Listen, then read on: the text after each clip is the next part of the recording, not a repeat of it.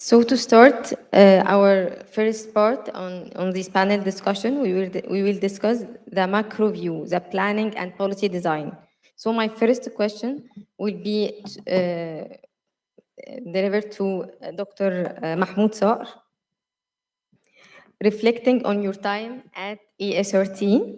Yeah, finally, Dr. Ashraf Arabi joined us. Hi, Dr. Ashraf.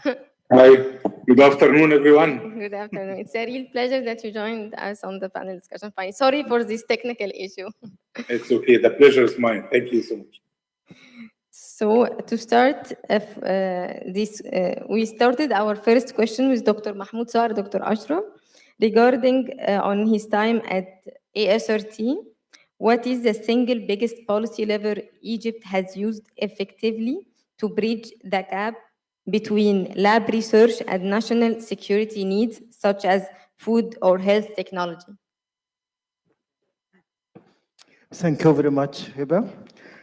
First of all, kindly allow me to express my thanks and gratitude to the organizer of this very important conference. Thanks to the founder of Nile University, Professor Tariq Khalil, and the organizer, you as well, did a very great job. Thank you very much. Yeah, and in fact, also the subject of today's session is extremely important. This is the dilemma of the developing countries. We usually suffering too much from the gap between academia and industry. How to transform the created knowledge and research output into economic value, into innovation, and so on. And after, let us say, in-depth analysis of Egypt STI ecosystem, let us say, we ended with one conclusion. The conclusion is Egypt STI community produces good quality international publication, produce knowledge, but the ability of the system to transform the knowledge into economic value, into business, is quite difficult or weak, let us say. And of course, this could be easily recognized from the ranking of the Egyptian institutions based on international publication, as revealed by Saimago, for instance. You see Egypt among the top 25 countries in the world based on the total number of international publication out of 230 or something like that. But if you look at the position of Egypt or ranking of Egypt in Global Innovation Index, you see Egypt in a very late position, something like 85 out of 133. So the main challenge now is how to bridge the gap between academia and industry. I will speak first about some policies and regulation taken by the Ministry of Higher Education and Scientific Research in Egypt, of course, represented by the Academy of Scientific Research and Technology, to post the transitional research and to transform the research output into outcomes and impact. I will start by funding, for instance. Many funding mechanisms were drafted, tailored to post joint research between academia and industry. A lot of incentives, actually. I can name some of these programs, for instance. Let's start with STDF, Science and Technology Development Fund, because I used also to serve as executive director of STDF for a long time. They customized a project called Faculty for Factory. And the main objective behind this project is actually to encourage faculty staff to join and to carry out research and development at the premises of some factories and so on. This is one of the funding mechanisms actually used by the ministry to post academia industry relationship. The second one actually was the development of knowledge and technological alliances. Egypt, like other developed countries, suffer too much from individual, institutional initiatives. We have a very fragmented initiatives. We do not have a focused and concentrated, for instance, research in a thematic area with specific objectives and sustainable funding. This is actually a very big problem in Egypt, actually. It's not the problem of fund itself. Of course, fund itself is not enough, but mobilization of resources also and the allocation of the fund to specific state-backed project in a thematic area is a dilemma in Egypt also. So if you look at the landscape nowadays, you will see a lot of initiatives.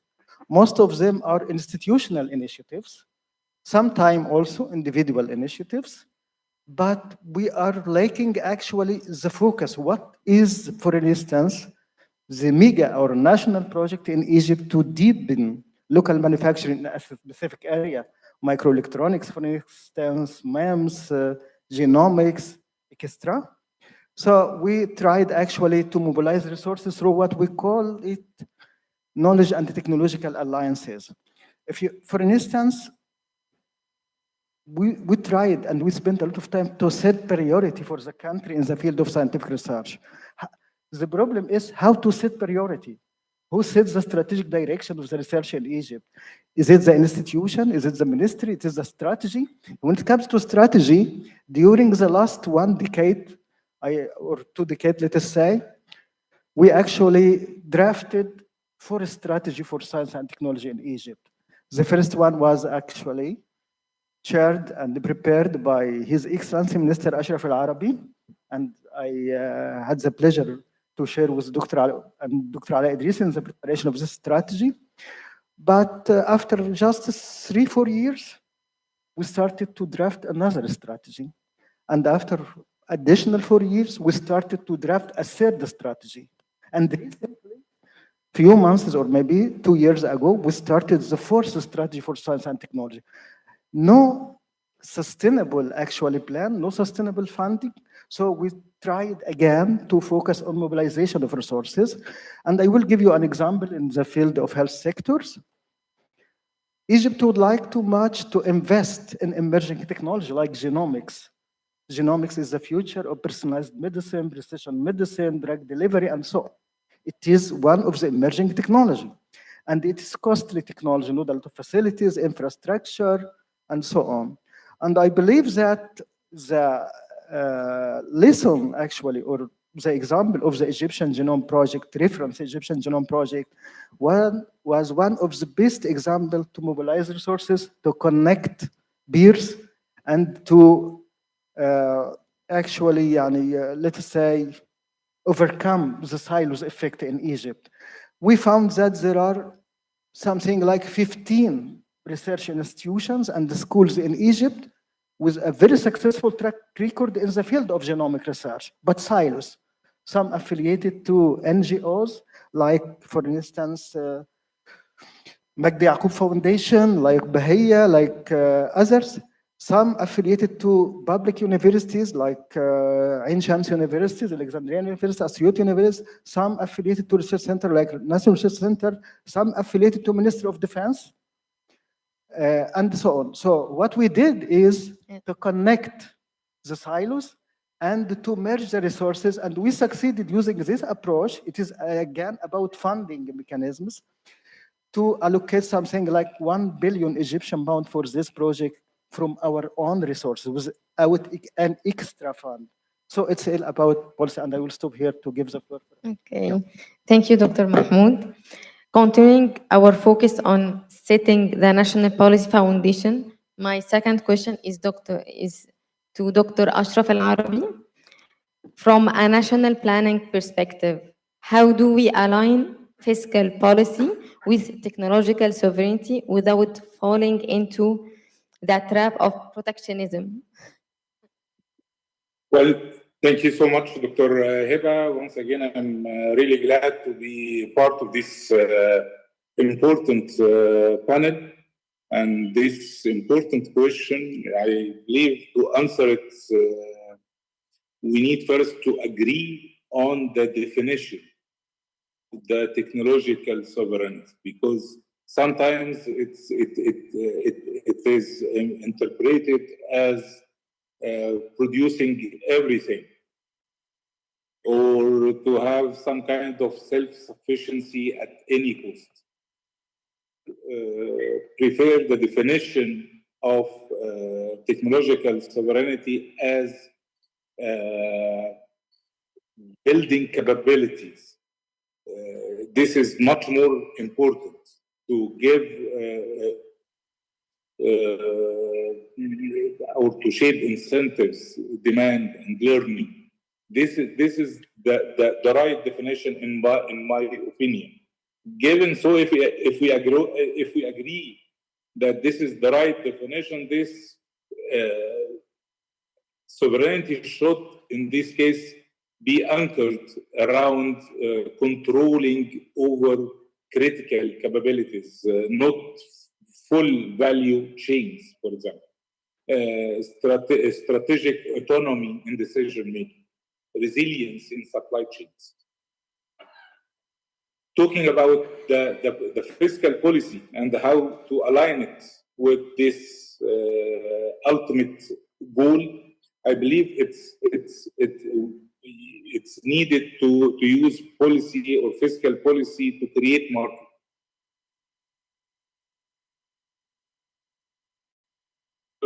And the blocks imports. That's a very wrong level, in my opinion. A smarter route is to focus more on demand side, and to be the fiscal policy to be oriented or anchored around demand. This means that we need to have some kind, and let me just give some few examples of this. For example, strategic public procurement, for example. In this case, the government can become a lead customer for innovation in areas like smart grids, electricity, digital health systems, agri-tech platforms. This will keep markets open, but upgrade domestic capability. According to this vision, I believe the fiscal policy should be tied to national challenges like water security, water scarcity, food security, renewable energy, for example. Also, the industrial policy, our industrial policy should be selective. So we need to pick capabilities, not industries. Industrial policies fail when government pick winners broadly. Let's say to build a full electronic industry, for example.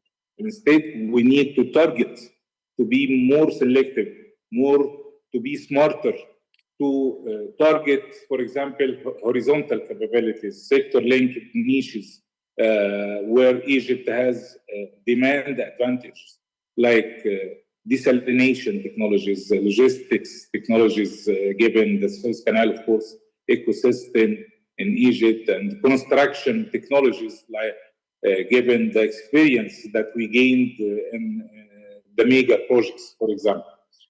This, of course, will reduce fiscal waste and avoid what is called zombie industries in some cases. So, again, fiscal should be designed instead of, to use time-bound incentives, performance-based subsidies, sunset clauses, instead of just imposing more tariff import bans, and likewise. Some example of this, to have some kind of tax breaks for firms that export within 3 to 5 years, for example. Invest in local research and development. Integrate Egyptian SMEs into supply chains, and likewise. Also, our policies should leverage global integration strategically. So technological sovereignty does not mean decoupling, as I mentioned. It means negotiating from a position of capability. One more thing is to align fiscal tools with learning. So fiscal policy should reward learning curves, knowledge diffusion, workforce upgrading, for example. Some tools in this regard are R&D tax credits tied to collaboration with universities, matching grants for industry, academia projects, funding for technology extension services to help SMEs adapting technologies, for example. Finally, to build institutional discipline, because in fact, even good collapses without good governance. So we need, in my opinion, to have some kind of a central coordination unit within the cabinet or the planning ministry. We need independent evaluation of programs, data-driven continuation or termination decisions. This, I believe, fiscal policy drifts into more permanent protectionism, captured subsidies. Thank you, Dr. Ashraf Al-Arabi, for defining for us the technological sovereignty and for giving us those insights on how to on how from a national planning perspective we can align the fiscal policy with technological sovereignty. Now we will focus on the innovation ecosystem and local context, and I will ask Dr. Jeremy, the director of SPRU at University of Sussex. SPRU has led the world in innovation studies. In the current global climate, can latecomer nations truly achieve sovereignty, or should the goal be strategic interdependence? Thank you so much. I'm very proud of myself. I'm a professor of innovation studies, and this is the first time I've been able to actually turn on the microphone, the first time I've tried it. So thank you so much to our hosts, to Professor Tarek for putting together this wonderful university. My colleagues, we're actually working on papers together. So that's part of I think the equation to what we need to discuss today. So I guess the question that we're trying to grapple with, if I may repeat it, is it possible to have sovereignty in a world that's changing? So I'm not actually familiar with any country that's been successful innovating in isolation in history. I'm just not familiar about whether you can do that on your own. However, we're living in a very strange time when we have a Trumpist government that's actually making that much more difficult. I think the key thing that you need to emphasize in the world that we're living in today is that nobody wants to trade with you unless you're able to do something better than them, which links back to our previous presentation about capabilities. I think fundamentally what needs to be done is that Egypt needs to figure out what they can do better than anybody else. And if you look at countries that have been able to do that, it started with education, learning. Learning was the key to developing capabilities. Capabilities was the key to evolving. So a colleague of mine, a former colleague of mine, he's now retired, Mike Hobday, he wrote a wonderful paper in the 1990s about the 4 Asian tigers, Taiwan, South Korea, Singapore, and what was the fourth, Hong Kong. And they started off very poor. But over a period of time, they accumulated this enormous capability in part from training. And the famous quote that I love from that paper, it wasn't a leapfrog. They weren't looking for easy solutions to skip the previous generations. It wasn't a leapfrog, it was a hard slog. And I think that's a key challenge that emerging economies have to come to terms with. To get to where those companies got to took an enormous amount of hard work. Hard work. That's kind of the key challenge that I think that countries need to consider. So getting back to this issue about sovereignty, at the end of the day, you're going to have to trade. I don't know of any other country that's been able to do this independently. There are dependencies here that we're going to have to deal with. And my hope is a Trumpist outlook is going to be limited. It's not going to last for long. This is a very, very old country. You can last a Trump administration. You can get through these trade restrictions that are emerging, so you need to plan for what's going to happen afterwards.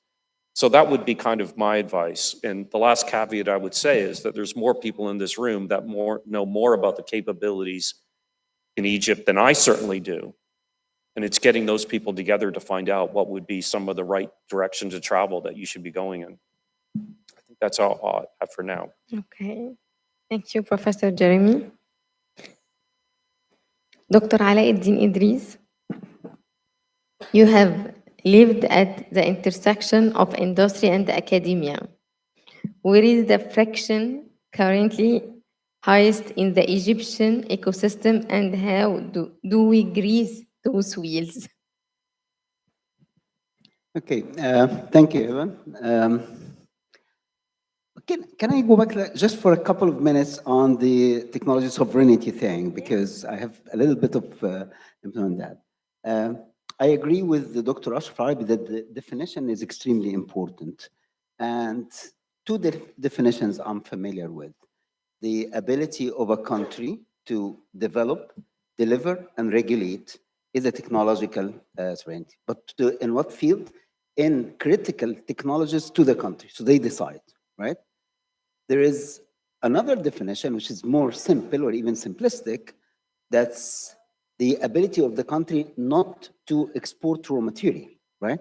To have enough technological capabilities, whether acquired or homegrown, that they don't need to export any raw material. No marble sent out to be cut and polished and return it back at a higher price and stuff like that. I mean, this but probably the simplest example. So, and there's a wide spectrum. So if we are actually to address the technological sovereignty, we would have to see which the strategic directions have been set and what technological tracks are associated with it. And then we start to measure whether this particular country have achieved technological sovereignty. And you find this all over the place. If you look at Taiwan versus Italy or Japan, for instance, you find that Taiwan is like a shield of semiconductors, but they're very much dependent on lithography on another technology, another country, right? So would you call this technological sovereignty? I'm not quite sure, because they master that part of the value chain, but they are totally cut off from the previous part. And they also do not actually go any far with the use of the semiconductor. They use it a little bit, but they are basically doing it for export. We can't definitely, I mean, can't call this a sovereignty. It's a very important status, but it's not really a sovereignty. So anyways, I just thought that the question is a little bit complicated. I guess it's actually, it triggers a lot of things. What was the other question again? The question was you said the intersection of industry and yes, academia. and which is true. academia, Yeah. where is the friction currently highest in the Egyptian ecosystem, and how do we grease those wheels? Well, we have a problem of common language. This is the essential issue between the academia and the industry. And because we don't have translators, right? Researchers are good, and numbers are saying, yes, researchers are doing good and improving even year over year. But the people who translate this, the outputs to the interested industry, they are not researchers. They are developers, demonstrators, and commercializers of technology, right? And those are the people that we are missing across the board, almost in every vertical, almost, right? Some verticals are better than others. Like, for instance, in agriculture, we have in some of the institutions, a little bit translators, but in other areas, we don't have translators. So if we keep focusing on the excellence of research translated to or manifested in publications, I think we're still widening the gap, not bridging it, because you only bridge it when we have the developers ready to take those output and turn them into something that industry can relate to, can understand, talking their language. So this is education. We need to educate developers. We need to create this category. And along with this, we need to have the so-called technology labors, right? If you don't have a support, anything that you want to translate it into a product or a process, you need technical capacity behind that, so that people who can actually support you in demonstrating something that's new, right? New type of welding, new type for hardware, for instance, new type of drilling, like the awkward measurement, 5-axis machines and stuff like that, right? So this kind of foundation of technology labors need to be there. Translators need to be educated and created and tested. So they need to be pumped into the system to take on the sport. One last comment is there's a lot of opportunity in bridging this gap through reverse engineering. Reverse engineering is legal. Reverse engineering has been the path of many of the evolutions that happened since the 60s until today, starting from Japan on reverse engineering, China, Taiwan. I mean, everybody have used that. So for any like emerging economy that would like to jump from the factor-based economy to knowledge-based without passing through reverse engineering and efficiency-based economy, I think it's a very hard call. It's not going to happen. You have to go through the systematic steps from factor-based economy to go to the efficiency-based, a little bit of reverse engineering or a lot of it, and then knowledge economy becomes like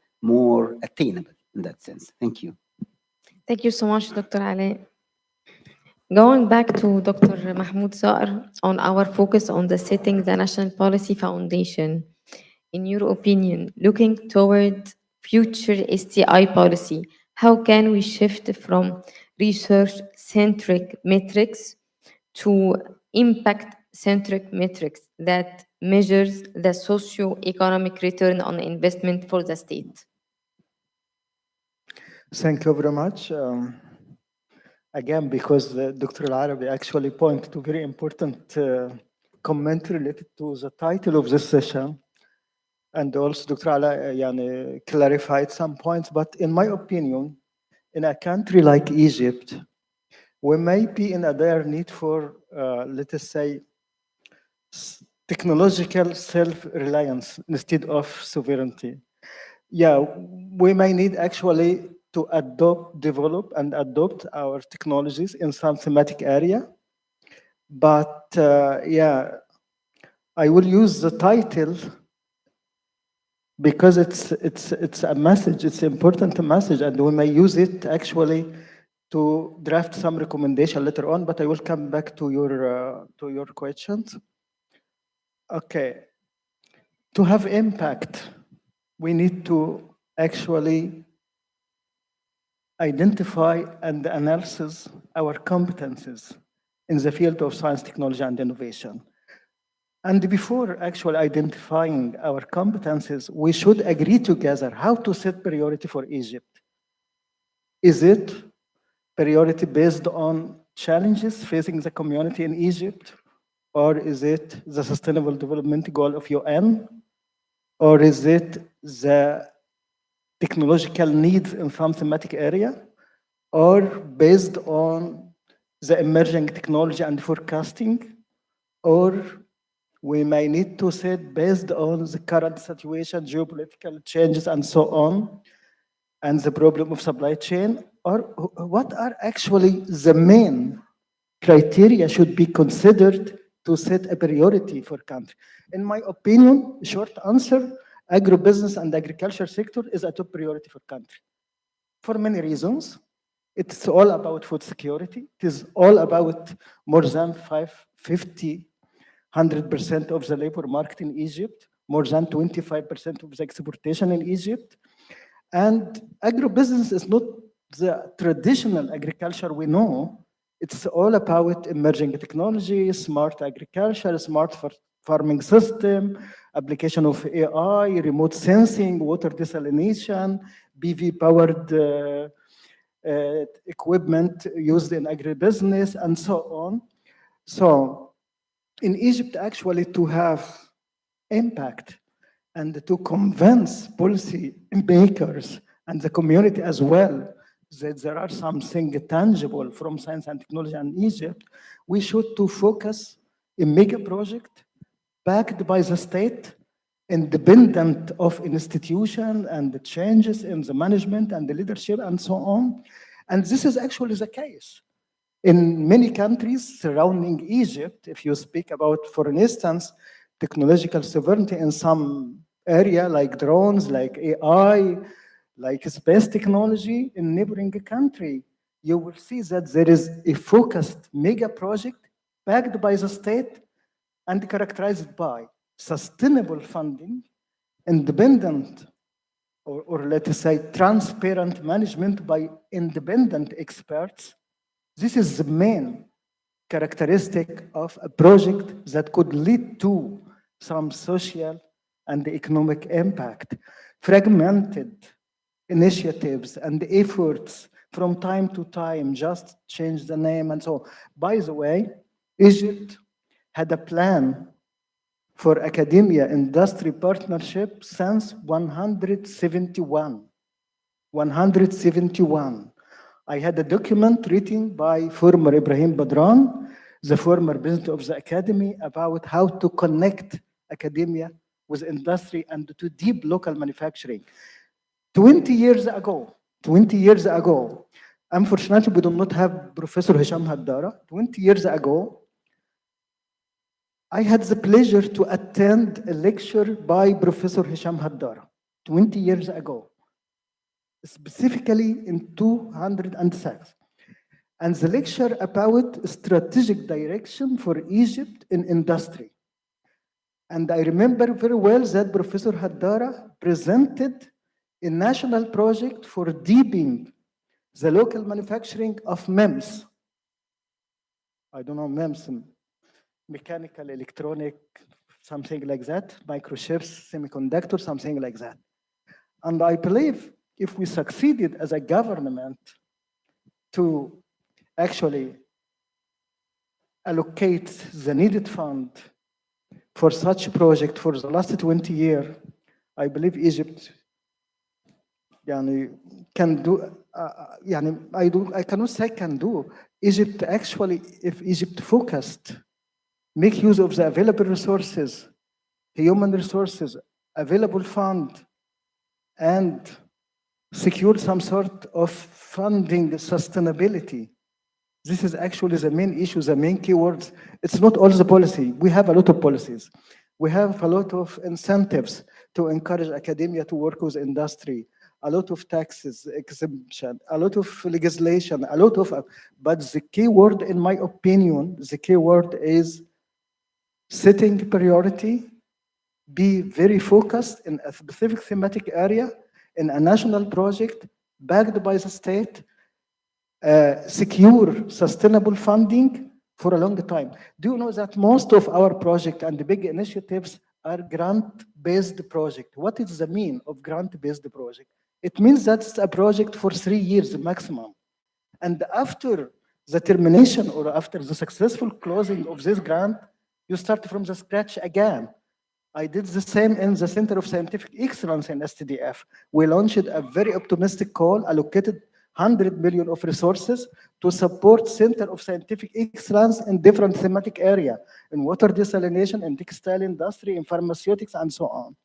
And after the completion of the grant, after 3 years, the call was terminated and the people started to start from the scratch.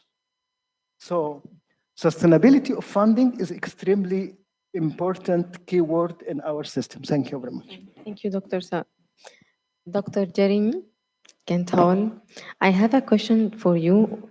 What role do you see for international academic and policy networks in helping developing nations avoid the middle income trap through strategic innovation policy? I only got 1 out of 2 on this microphone here. Thank you. First, I'd like to say those are both great questions that you've asked me. I want to make a point of that. Asking the right question, I think, is the start to doing great research. So I think that's really quite important. Just for the record, I'm looking at the actual question so I can answer it properly. I wasn't checking my email or anything like that, because I think they are very concise, important questions that we need to really address. So I have very strong opinions about this, and it's an observation that I've made over the last 10 or so years about how scholarship around the world has improved significantly. So this university is a really good example. My understanding, it was set up by expats that came back, that were well-trained from around the world, came back, set up this university. Now you have 2nd and 3rd generations coming out of that institution. So you've seen this progression and growth. There was a time where people had to come to my institution if you were interested in innovation studies because we had the only library. And that was back in the day when a library meant paper. You had to go into library stacks and you had to read the articles. If you were lucky, you could photocopy them. Those days are gone. They're obsolete.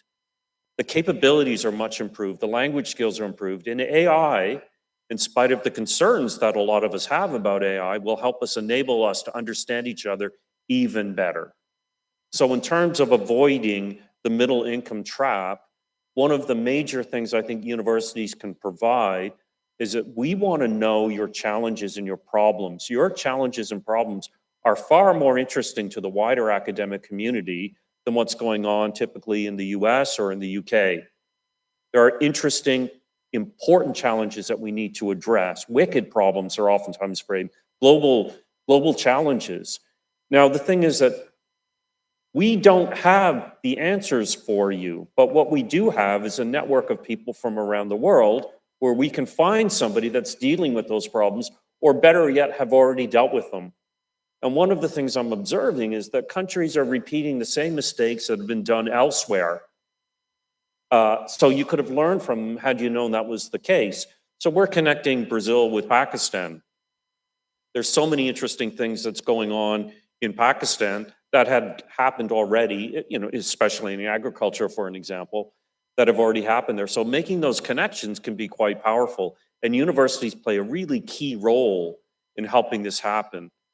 A lot of what we've been talking about AI, a lot of the conferences, my kids talk about the future as looking very grim. I don't actually see it necessarily as grim. So the presentation that we saw on Saturday by Professor Tarek, 70,000 years, I heard another quote from somebody else who said, our predecessors, the Cro-Magnons, were no more less intelligent than us. They had fewer recombination opportunities. They had sticks and stones and parts of dead carcasses from animals that they recombined and made bows and arrows. We have information technology, we have nanotechnology, we have biotechnology, we have AI. Imagine the unlimited recombinations that we can actually put together to solve these problems. We now have access to this stuff that we didn't have before. We were all searching on our AI if we didn't know. So I'm familiar with Moore's Law. I'm sure some of you didn't, but you now know now because you probably did a search on it. I don't know whether you know there's another concept called the E-room effect, which is Moore's Law backwards. E-room is Moore spelled backwards. In the pharmaceutical industry in the United States, it costs significantly more to produce a drug per billion US dollars than what it did in the 1950s. So in some cases, we're going backwards. Why is it costing us more to do the same things that people could have done before that? So these are challenging questions that we need to look at. And as us academics in the room from all over the world, we have the opportunity to find solutions to those problems that we really need to address. I think I'll leave it at that. Yeah, thank you so much, Professor Jeremy. My second question for Dr. Ashraf Al-Arabi, who joined us again online. On the macro view, planning and policy design. In an era of economic volatility, how can emerging economies effectively strike a balance between attracting foreign direct investment and nurturing homegrown technological capabilities?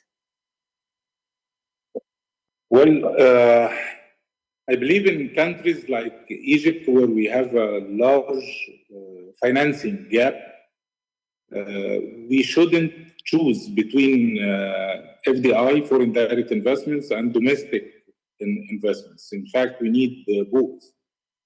So but we should look at the FDI not only as a source of finance or for creating jobs, but also, in my opinion, as a tool of capability building.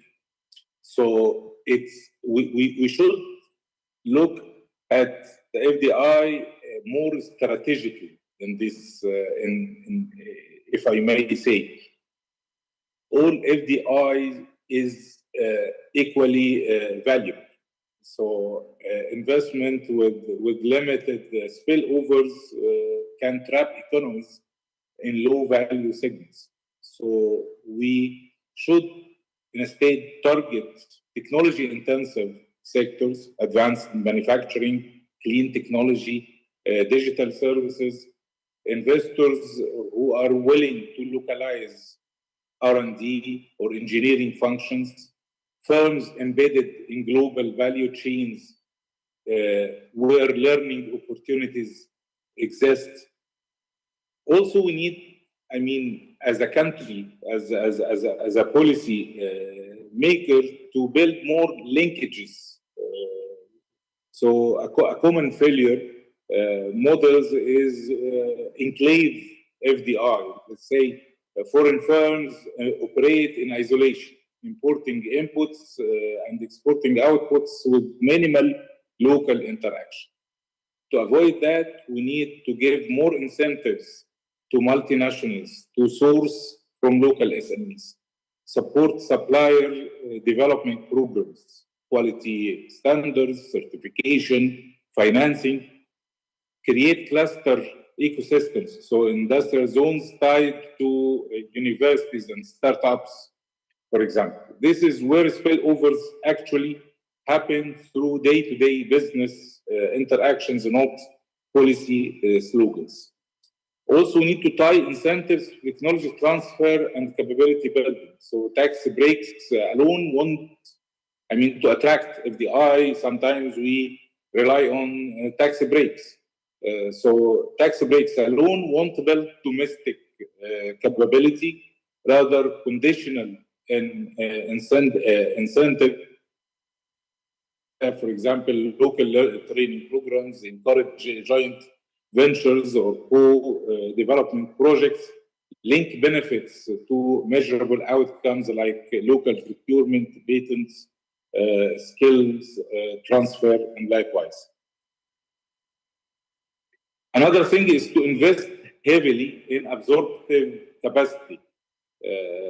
Even the best FDI won't help if the local economy cannot absorb knowledge. So that means that we need to invest more.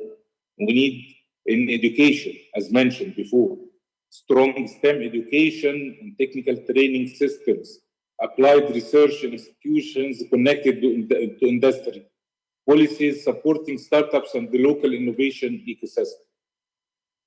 Also, we need to protect strategic sectors, but selectivity, not to be very selective and to be smarter in this regard. Blanket protectionism tends to backfire. So targeted and time-bounded support can work in this case better. Another thing, as I mentioned before, also to use public institutions as technology. So governments can actively mediate between foreign investors and local firms. So they can do that through match forums for suppliers, joint research grants involving multinationals and domestic entities, technology extension services for SMEs, and this, of course, will reduce the gap between global firms and local capabilities. Last thing I would like to say in this regard is, of course, it's a prerequisite to maintain stability, the political and security stability, of course, but equally important also to maintain macro and policy credibility. So in volatile times, investors value stability, predictable regulations, transparent legal frameworks, and currency, of course, and fiscal stability. Thank you. Thank you, Dr. Ashraf. And after tackling the macro view, planning, and policy design with a focus on setting the national policy foundation with Dr. Ashraf Al-Arabi and Dr. Saar, and tackling the innovation ecosystem and local context with a focus on strategic theory meeting the practical realities of developing economies with Dr. Jeremy Kent Hall and Dr. Idris, I would like to end the panel discussion with one question to our panelists, and I would like to have it in just in a short answer from each one of you, focusing on the industrial deep dive execution, with a focus on scaling capability and hard technology. This, I will ask first Dr. Ashraf Al-Arabi if we had to prioritize one industrial sector for a moonshot project in the next 5 years to prove our sovereignty, what should it be and why? Well, of course, you can think of more than one choice, but if I choose one, I will go with energy. I mean, renewable energy sector, specifically solar energy projects. And of course, I can defend on this my choice if you Yes, want. We please. have Yes, please. many reasons for that. Of course, Egypt has one of the highest solar isolation rates in the world, and we can mention many reasons for that. Okay. If you want me, I can elaborate, but I'm Yes, not sure. you can. Okay. Again, it's a renewable energy sector. I be a top priority in this regard, especially solar energy projects. As I mentioned, Egypt has one of the highest solar isolation rates in the world. Also, Egypt is already making strides in renewable energy with projects like Bemban Solar Park, which is one of the largest solar parks in the world. Also, this will be aligned with global trends. We all know that the global shift towards sustainability and renewable energy presents significant opportunity for all countries, but especially for Egypt, the world as a whole, investing heavily in green technologies to combat climate change, and Egypt can position itself, in my opinion, as a leader in renewable energy context. Also, in terms of job creation, such projects also are creating more, I mean, thousands of jobs of course, in research and development, in installation, in maintenance of solar systems.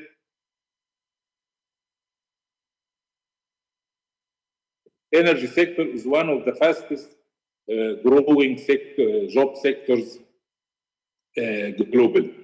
Also, massive investments in solar energy also to a reduction in the cost of energy for households and businesses in Egypt. Moreover, Egypt has the potential to become regional hub for renewable energy, particularly in electricity to neighboring countries in Africa and beyond. Also, there is the political will in this regard. So the government, the strategy is to have more than 40% of electricity generation from renewable sources by the year 2030. Innovation, I mean, has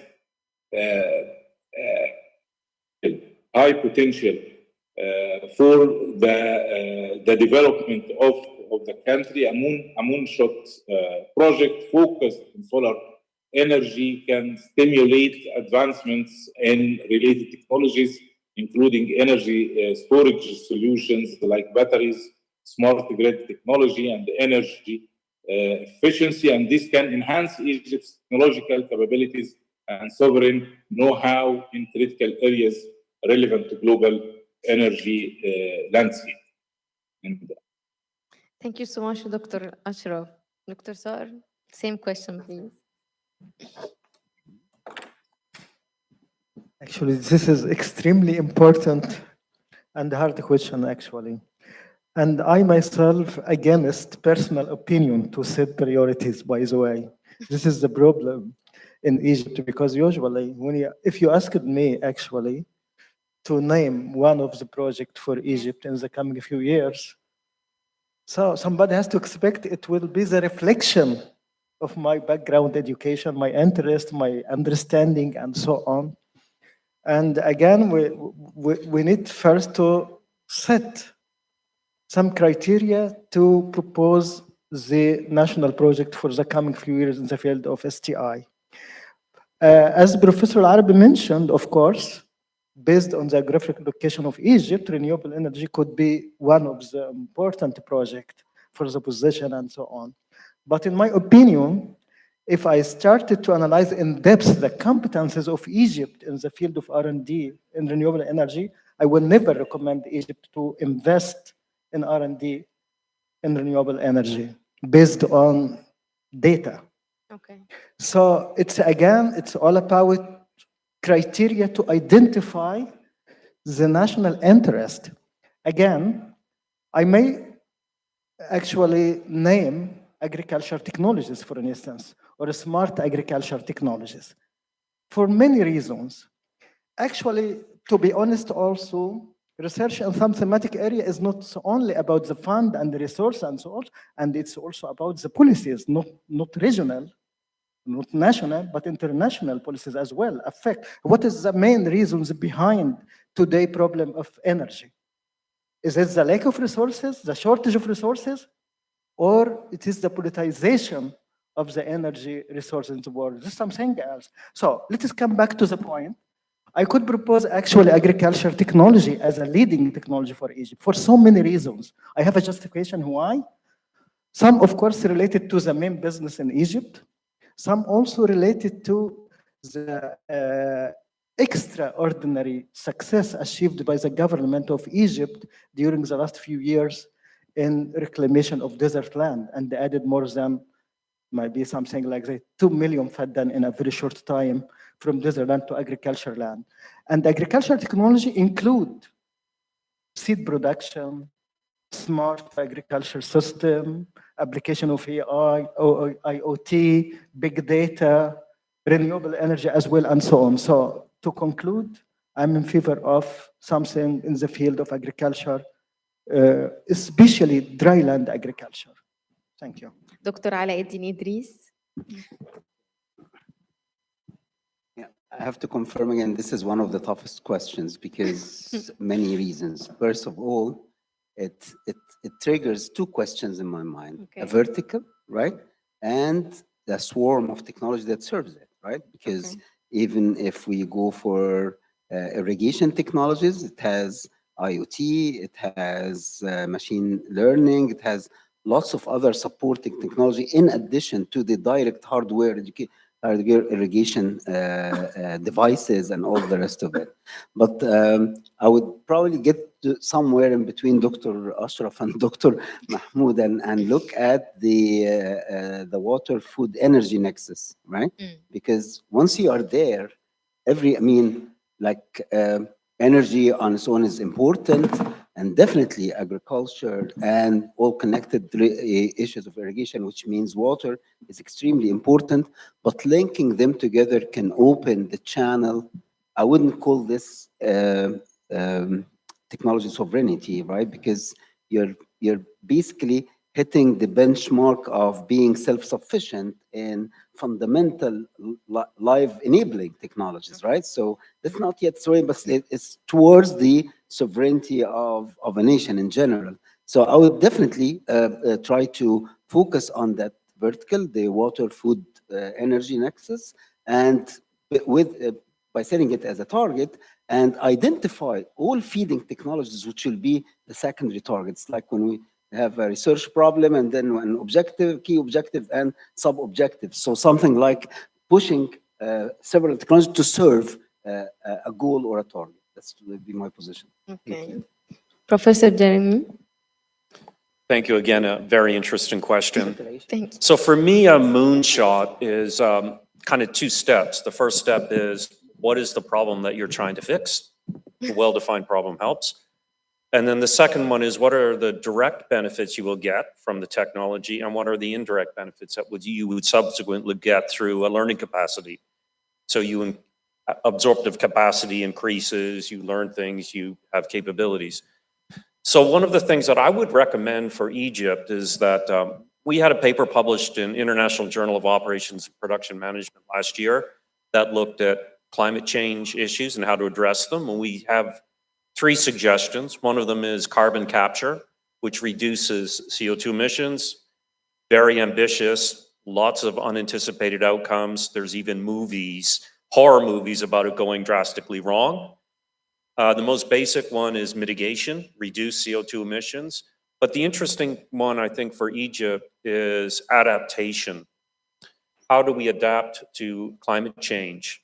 And I believe we have to invest in carbon capture. That's insurance. We have to reduce our inputs, and everybody's doing that. Everybody's trying to reduce their CO2 emissions. But I think Egypt has a competitive advantage in developing adaptation techniques, because you're at the front line of climate change. So this involves the agricultural sector, it involves the energy sector, it involves a number of different sectors. And the other thing I think is attractive about it is that the techniques that you will apply go from extremely sophisticated to basic knowledge. So I've been, in the last time I came out here, I visited some of the mosques, and I was absolutely stunned by the genius architecture. They were air-conditioned buildings that didn't have electricity. How did that knowledge get lost? The agricultural systems in this country, how are you going to adapt to climate change? And I'm sure you're capable of doing it. And this is the last point of this equation is it possible for Egypt to become world-class in adaptation? There are so many other places in the world that could utilize this knowledge. So that, in my humble opinion, would be the moonshot, is to become the world leader in adaptation when the rest of the world are focusing on those other 2 dimensions. Thank you, Professor Jeremy Kent-Hall. We are on the same page. I have just submitted a research grant to Horizon on the carbon capture, and I hope that it could be accepted.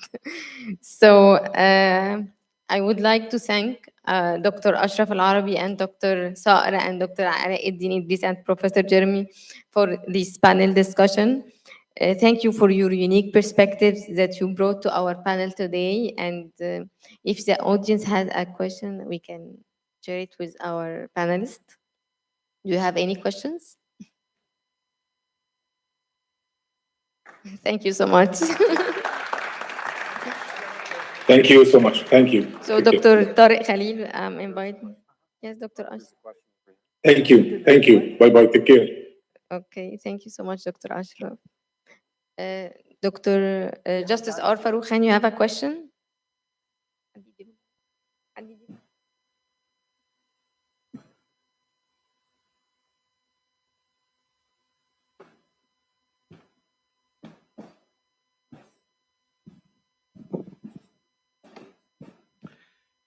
My question is for Professor Jeremy.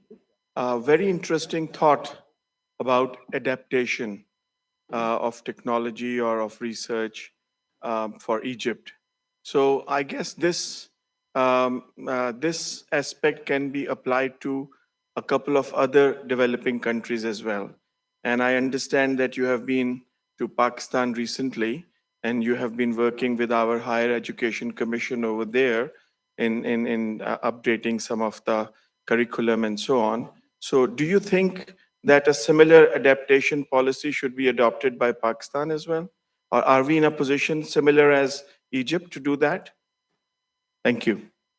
I think Pakistan is in, by the way, I didn't propose that to the Pakistanis, just so you're aware. This is the first time somebody asked such a pertinent question that I was able to answer to make a suggestion. Yes, indeed, Pakistan has major problems with climate change, as many of the developing world actually has, and I think that it's the right space to be in. It's the right sort of there's capabilities, a breadth of capabilities, so they have high quality researchers, but they also have a lot of other people that can participate in this system. And I wouldn't treat these things as us versus them. It's not a winner take all.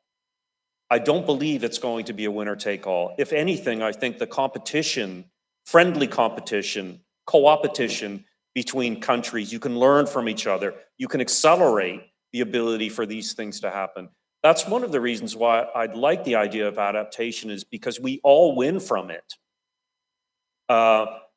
We only lose from it if we don't do it.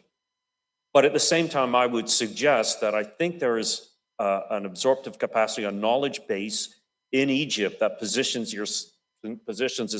this country favorably to actually deal with it, as there are other countries. So I wouldn't worry about the competition. I wouldn't frame it as us and them, who gets to it first. I don't think that's the problem.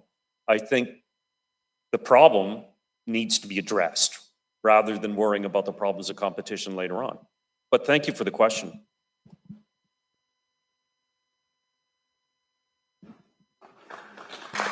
Thank you so much. And now Dr. Tariq Khalil, the conference chair, will give an awareness to our panelists.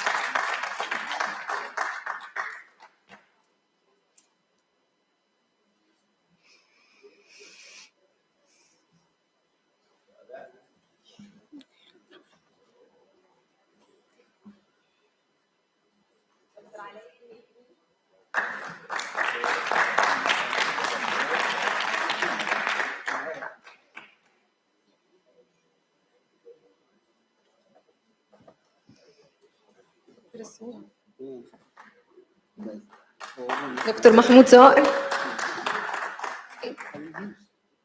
لا انا قلت لا طبعا.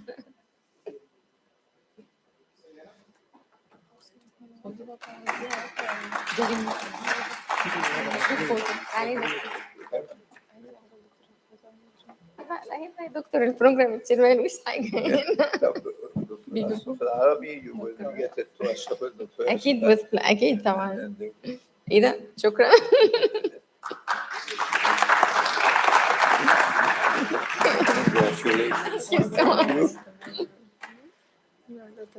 Group picture.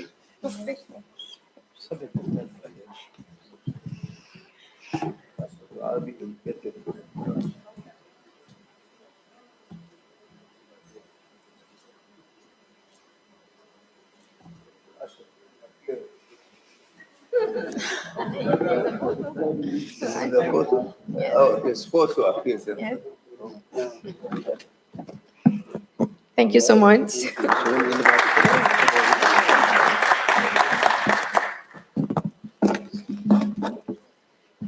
Thank you so much for this amazing panel. Our next panel asks a very practical question, bridging the gap between ISO management systems, technology, and innovation. Please welcome Dr. Nizar Sami, UNDP Program Officer.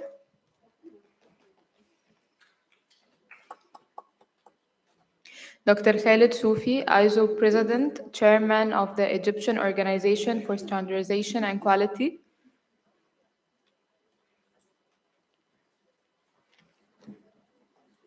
Dr. Rick Frandens, Chairman, US TAG TC 279 Innovation Management, USA.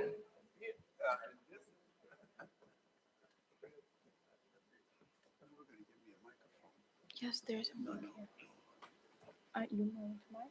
Okay, I'll get it.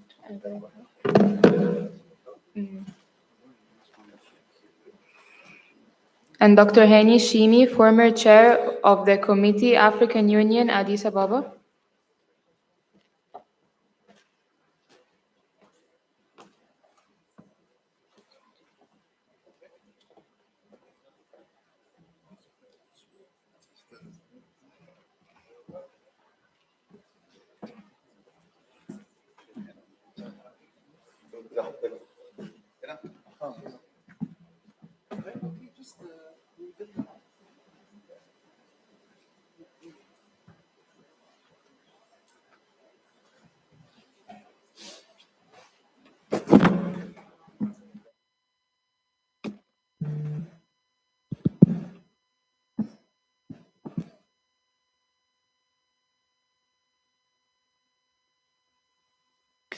So just a token of appreciation to Professor Tariq Khalil for all the efforts he always giving to the community of management of technology.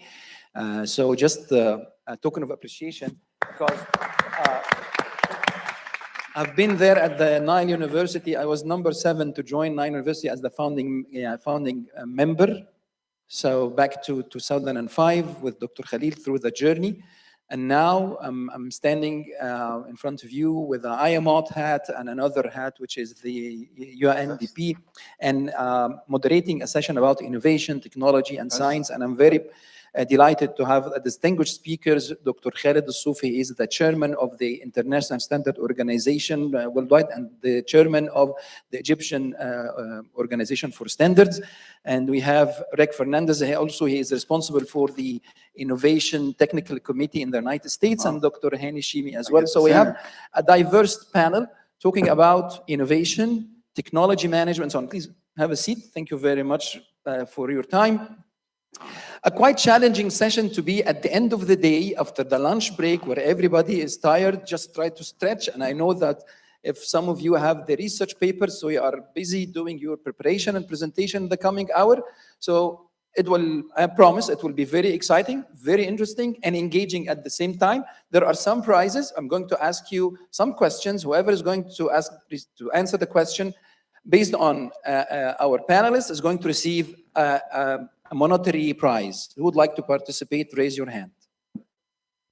Okay, Basil, thank you very much. Oh, Amr, Dr. Tariq, okay. You are the one who's going to handle the prizes.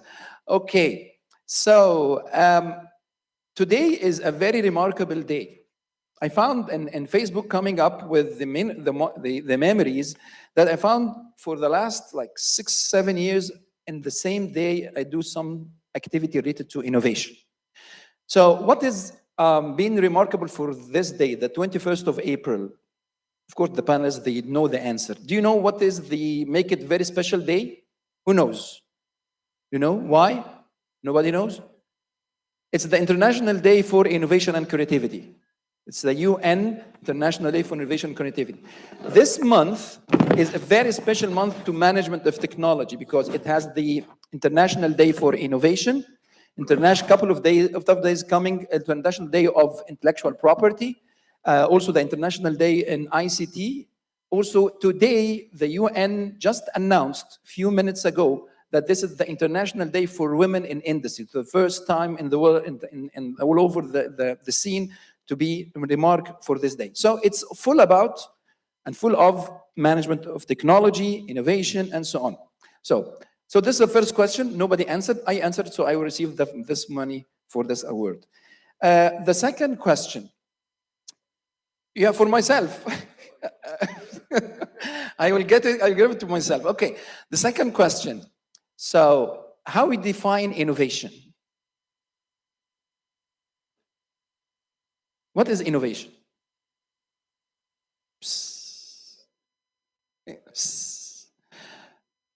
Creating value. So, innovation, can we make money out of innovation or not? So, innovation is equal to money. We had a long discussion with Rick on Saturday about it. Is it about money? Is it about value creation? But a nice question or a nice response came from a gentleman in the InfoDev with Muhammad Azzam back like 10 years ago. He said innovation is innovation. It's the wow effect. When you say wow. So wow, it means simplicity. Yes. It means something doable. Yes. It means something useful. Yes. So through this session, we're going to see how we can do something in this context. But first, who knows about ISO? What's ISO? International Standard Organization. Basil, wow, thank you. Give hands for Basil. Oh, thank you very much, Basil. So what do they do? What do they do usually? Creating benchmark. Thank you, doctor. Thank you. Creating benchmark. Does this mean something obligatory to everybody to go? Do you think it is mandatory for a thing? Does it mean high quality or low quality? High quality. Are you sure? So let's ask our distinguished speaker for today, Dr. Khalid Al-Soufi, and congratulations for being appointed as the chairman of the International Standard Organization. He will give us a glimpse about the ISO. He will going to take us through the journey of the ISO. What do they do? How they implement? Also focusing on the efforts that you have in Egypt, and then we will follow. We have the international presence. We have the practical presence with RIC, and we have the African insight, because in this conference, we have a special focus in Africa and see how Africa is coming like a golden plate right now to everybody. So we'll see how the African, and see what Dr. Hani Shimi, his experience in building the innovation ecosystem in Africa, and how does this move forward. Dr. Khalid, the floor is yours. ممكن البرزنتيشن أول واحد. Hello, and thank you everyone for giving me this chance to be with you today. Really, it's my great honor. Thank you, Dr. Tariq, and thank you, Dr. Nizar, Dr. Aouni, all of you. Thank you very much. Today, we will start with a very brief presentation about ISO. It will give you the how are we working in ISO. This is the ISO's role in public policy. Dr. Khalid, do you like to give questions at the end of the presentation? So anybody will going to answer it correctly, we're going to receive the award? It depends. How can I give them this introduction? It depends. Okay, let's play it by ear. Okay, please. So this is ISO. In London Conference 1964, 14th October, Institution of Civil Engineering, London, representatives from different countries agreed to create ISO. ISO was formally established on 23rd February 1946. And this is ISO Council, and this is myself, the ISO President for 3 years term, starting on 2026 till 2028. I'm the first Egyptian Arab and the second African ISO President since 1947. In ISO-GA in Colombia, Egypt won the presidency election with 63 votes. This is what we are doing actually in ISO. This is the ISO ecosystem. We have experts from around the world. What they are doing, mainly they are writing the standards and doing all the standards activities. And we are a very big organization with 176 member bodies worldwide.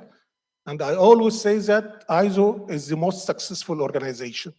How can you deal with this huge number of countries, different culture, diversity, blah, blah, blah, and you have this perfect gain, what we are doing over there in ISO, I believe it's remarkable.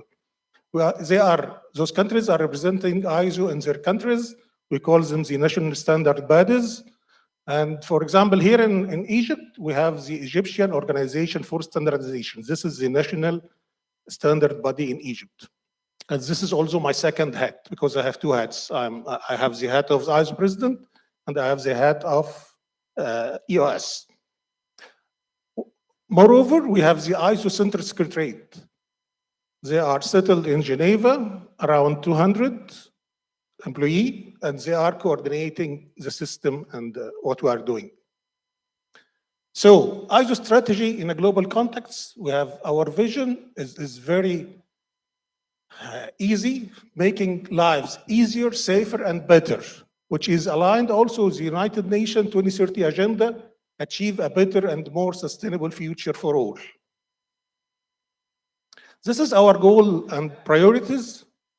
As you can see it on the graph, we will tell some small details about it, because we have focusing on 6 priorities to achieve our goals and maximize our impact. Each priority primarily support one goal. First, to encourage the widespread use of ISO standard and attract experts to develop process, we must clearly demonstrate the benefits of using ISO standard. Second, technology. Whatever technology, innovation, whatever, is changing the way the world does businesses, collaborate, and consumes content. So ISO needs to ensure that it understands what this means for users. Third, new technologies changing customer expectation and the need to develop solutions to address urgent global challenges. Timeless is a key. So ISO must be standard, must make quickly, but without compressing the quality of its standard. Fourth, to ensure we fulfill our mission, you must anticipate market needs and challenges and analyze where we can have the greatest impact today and in the future. This can be done through foresight, strategy, and responsive action, working with our member bodies and partners. Fifth, work with members to increase their engagement and ensure they maximize the benefit offered by the ISO network. And finally, we must actively listen to all voices to ensure that our standards meet global needs. This is why ISO system must be inclusive and ISO standard must be developed by groups that reflects the diversity of all the stakeholders, standards, users, and beneficiaries. We always focus our effort on building and maintaining an organization culture that is inclusive, and by promoting acceptance and respect, empower people that allows diversity. Why do we use a standard? Strengthening countries' regulatory infrastructure, credibility to ensure transparency, openness, and consensus in development, design forward-looking public policy, build trust in transition to an inclusive, sustainable, resilience, and digital world, foster innovation and technical compatibility, facilitate global market access and economic growth. What we are thinking in this mindset that standards are there to make life easier, to achieve excellency. This is the way. You don't need every time to reinvent the wheel. The wheel are already invented. You have the standard and just you need to follow it. You will be in a better position. Regarding sustainability, this is one of our key issues. Standards development, strategic partnership, communication, member engagement, and capacity building. This is what we are doing in ISO. Regarding diversity and inclusion, ISO Gender Action Plan, we are collecting and analyzing reliable and accurate data on gender representation, balanced participation and representation. ISO deliverables are gender responsive. ISO CS Center Secretariat plays a key role in promoting gender equality within the ISO system. We are supporting ISO members on gender equality. Young professional, for us, this is a very important matter where we are collecting and accurate data on youth representatives. We are create guidance tool to attract young professional, retain young professional as a participation in the standard development process, and share best practices, initiatives, and resources from ISO members. Role of standard to digital transformation. We have a common framework for digital technology application. We are contributing to digital transformation governance. This is our evolution of standards since we start with standard available in papers and PDF, XML, till we are trying to reach to the smart. This is one of our biggest projects in ISO, where we are creating a new business model. It will be end with SmartX. This is ISO in a brief. So thank you very much. And if you allow me to give you in 1 or 2 more minutes, what we are doing on the national level. Because on the national level, we have the Egyptian Organization of Standardization, which is one of the affiliate of the Ministry of Industry. It was established in 1957, so 10 years after ISO, and in the same years, we obtained our ISO membership. We have regional and international engagement in ISO. We have the ISO presidency, we have a lot of technical committee, we were one of the ISO council member, and on the African level, on the African Organization for Standardization, ARSO, we are a council member. On the Islamic Metrology Institute, we are a board of directory member. On the ITSMO, the Arab Industrialization Organization for Standardization, we are also a council member, and we have a companionship in SEN. So we are covering all the scope and all the international and regional organization. This gives EOS a different age where we can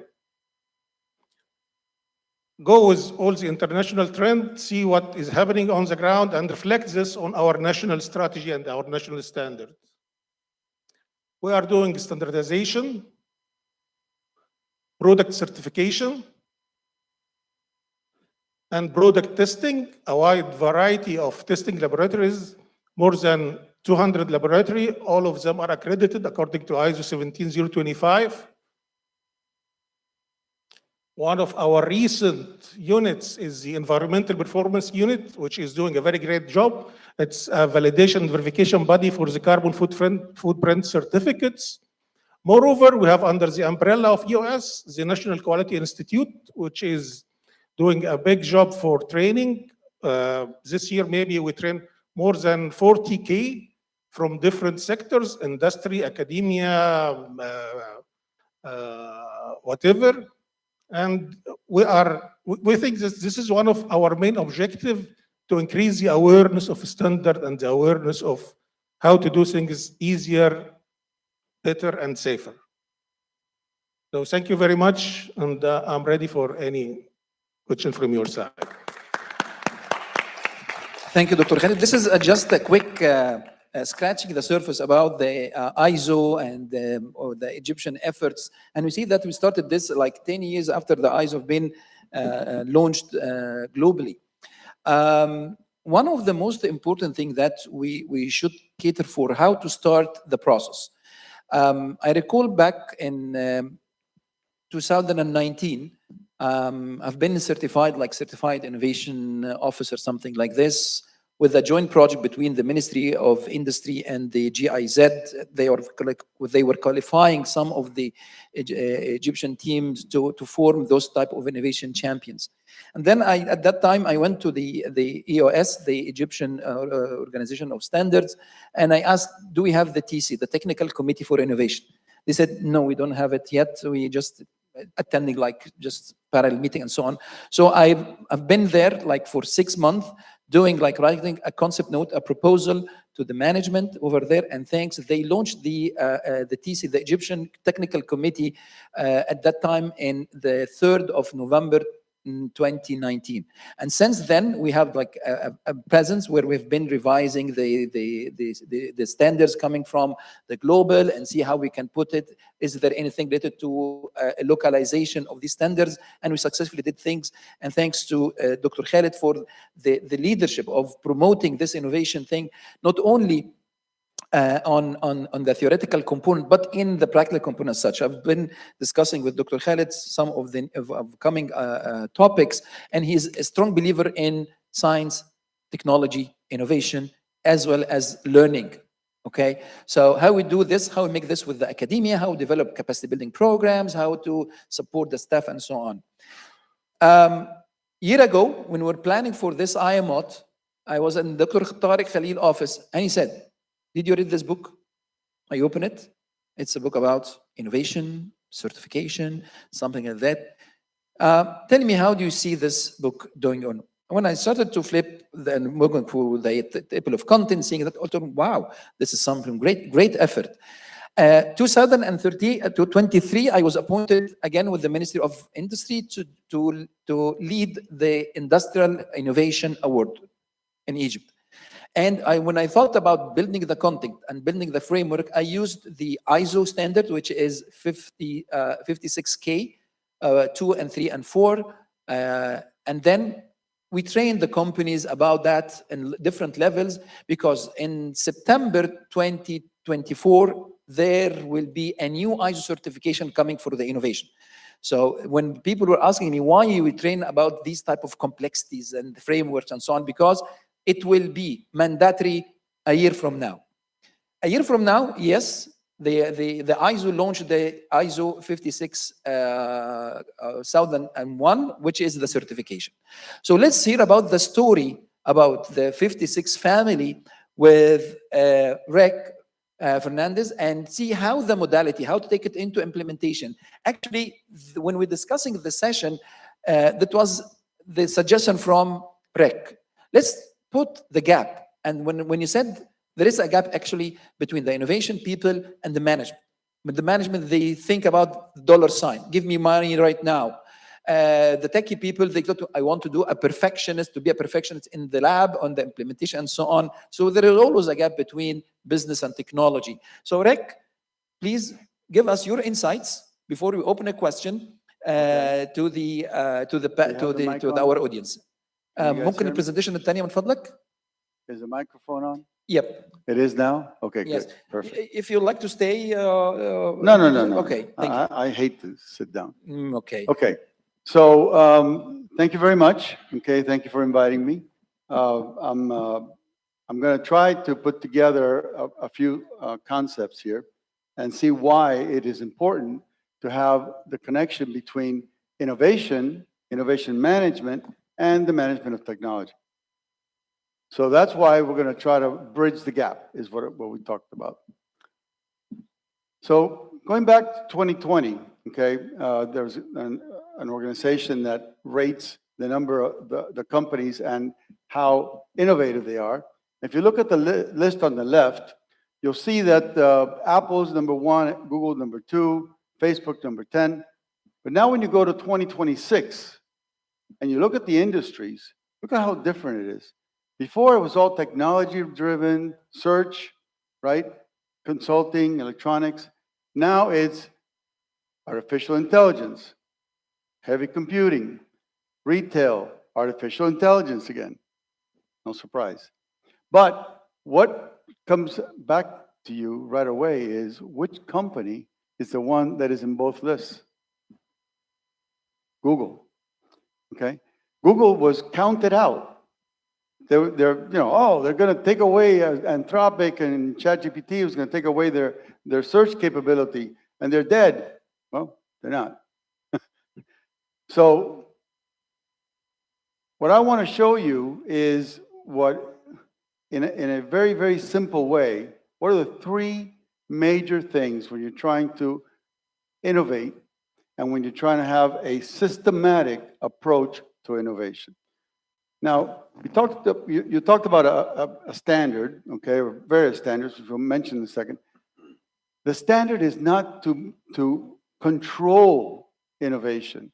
The standard is to manage the process of innovation. So the three things are: 1, sustainable; 2, systematic; 2 and 3, systemic. First of all, systematic.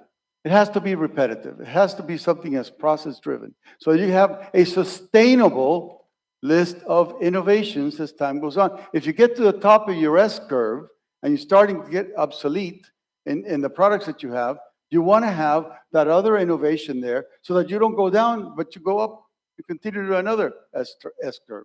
So it's important to be systematic and constant.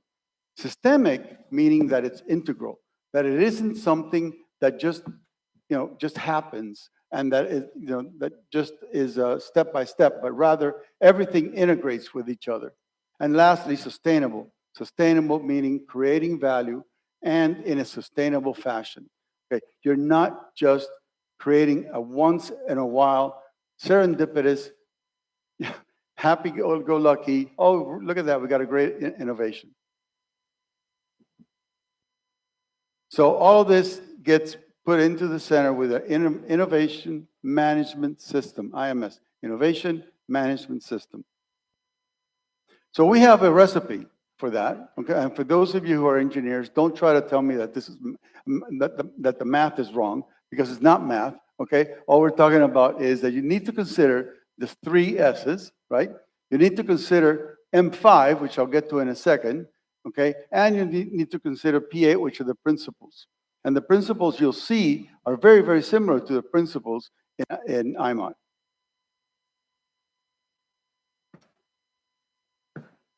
Okay. Yes. All right, so here's the 5 M's. All right, so the 5 M's are, first of all, going from the bottom, maximize value. You said it very well. What's innovation? Innovation isn't patents. We were counting patents here a little while ago, right? And IP, right? And knowledge management. Well, you know, all those things are part of an innovation management system. But patents are worthless unless they get implemented and commercialized. And that's when you get innovation, okay? So that's the number one. Number two, you want to minimize risk, because every company has its own level of risk appetite. So you want to be at that level. You want to manage your resources. You don't want to just put all your resources at once, right? You want to be able to manage them. Sometimes you put more, less to a particular project.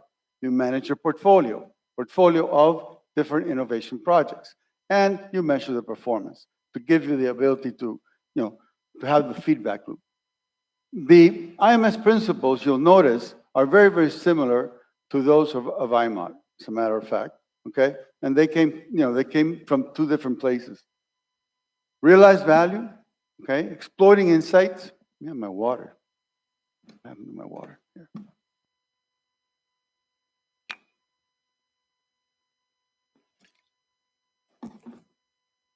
Exploiting insights, and what that means is having enough information from looking around into your competitive base. What are the gaps? What can you fill in? What can you do as your company to create a strategy for innovation and innovation intent? You manage your uncertainty. You get a strategic direction. You're not going to be doing innovation projects that are not aligned with your strategy. Okay? You build a culture of flexibility. You build a culture of adaptability, which is coming up next.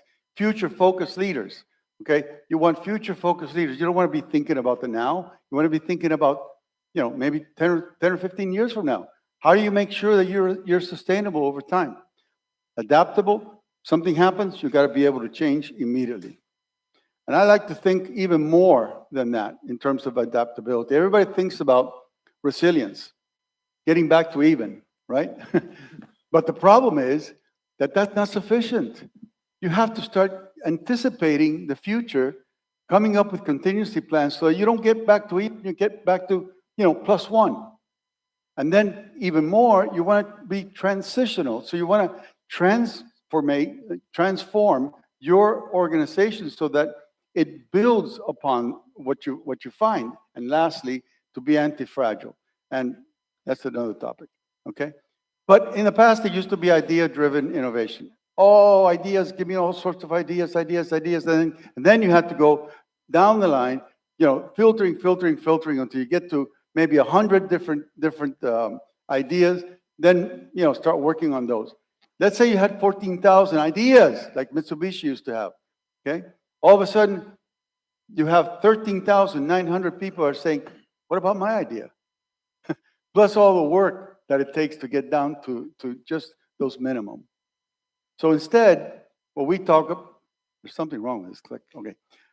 What we talk about is value-driven innovation, where you now take from the actual customer through your markets, your competition, your business model, all the way down to an intent, an innovation intent that focuses everything in your organization. It is then that you start getting ideas, and then you go through the process of identifying opportunities, creating concepts. By the way, these 5 bubbles are part of 56,002 and 56,001.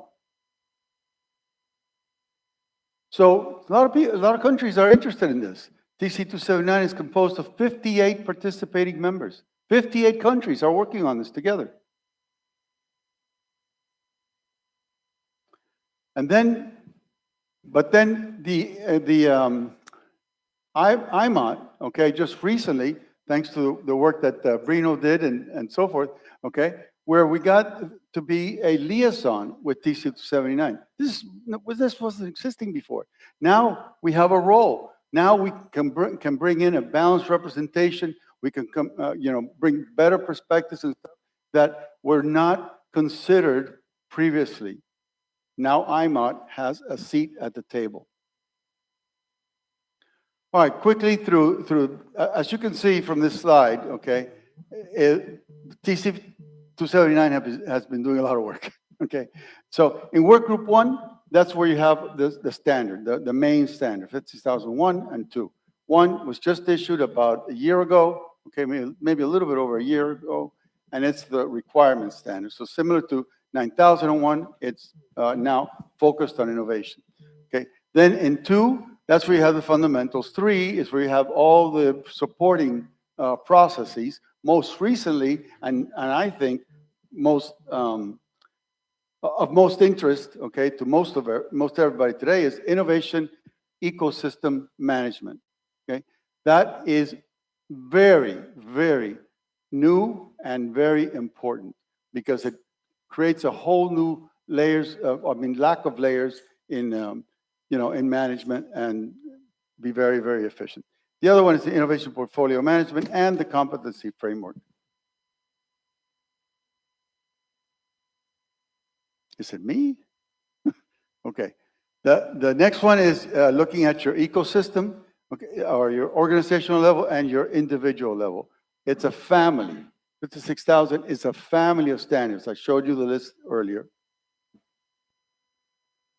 And here I conclude with what the way to bridge the gap. Okay, so IMOT has been working on well. Let me start off a little differently. Is this a laser? No. Okay, so I don't know how to point with this, but if you look at the top here, okay, the five badges, okay, the lower level is your practitioner. Then you have the lead auditor and designer. Those are master's level, basically. And then you have the black belt, the master black belt, which requires the other two. Similar in nature to some of the Six Sigma programs, similar in nature to academic programs, where you have to have a lower level course before you take a higher level course, right? But what's really unique about this is that we now are looking at 3 sub-levels here for the undergraduate. So that the undergraduate can be ready to become a good professional in the innovation management system, okay? I know I went pretty fast, but I wanted to do this in 10 minutes, and I have a tendency of talking too much, so I conclude with that, okay? Any questions now, I guess, back to you. Okay, thank you, Rick. So, do you know the story of the 5 wives and 1 husband? Does anybody know about it? 5 wives and 1 husband? No? What do you think this could be about? Amr, do you know anything about that? Haram asl. 5 wives and 1 husband, okay. Now, in technology, it could happen. If you'd like to know anything, just ask yourself 6 questions. Why? What? Who? Where? When? Those are the 5 wives. And how? This is the 1 husband. So if you'd like to know in depth about the ISO 56K or anything, just put these 6 questions on front and you'll find the answers and you can do anything out of this.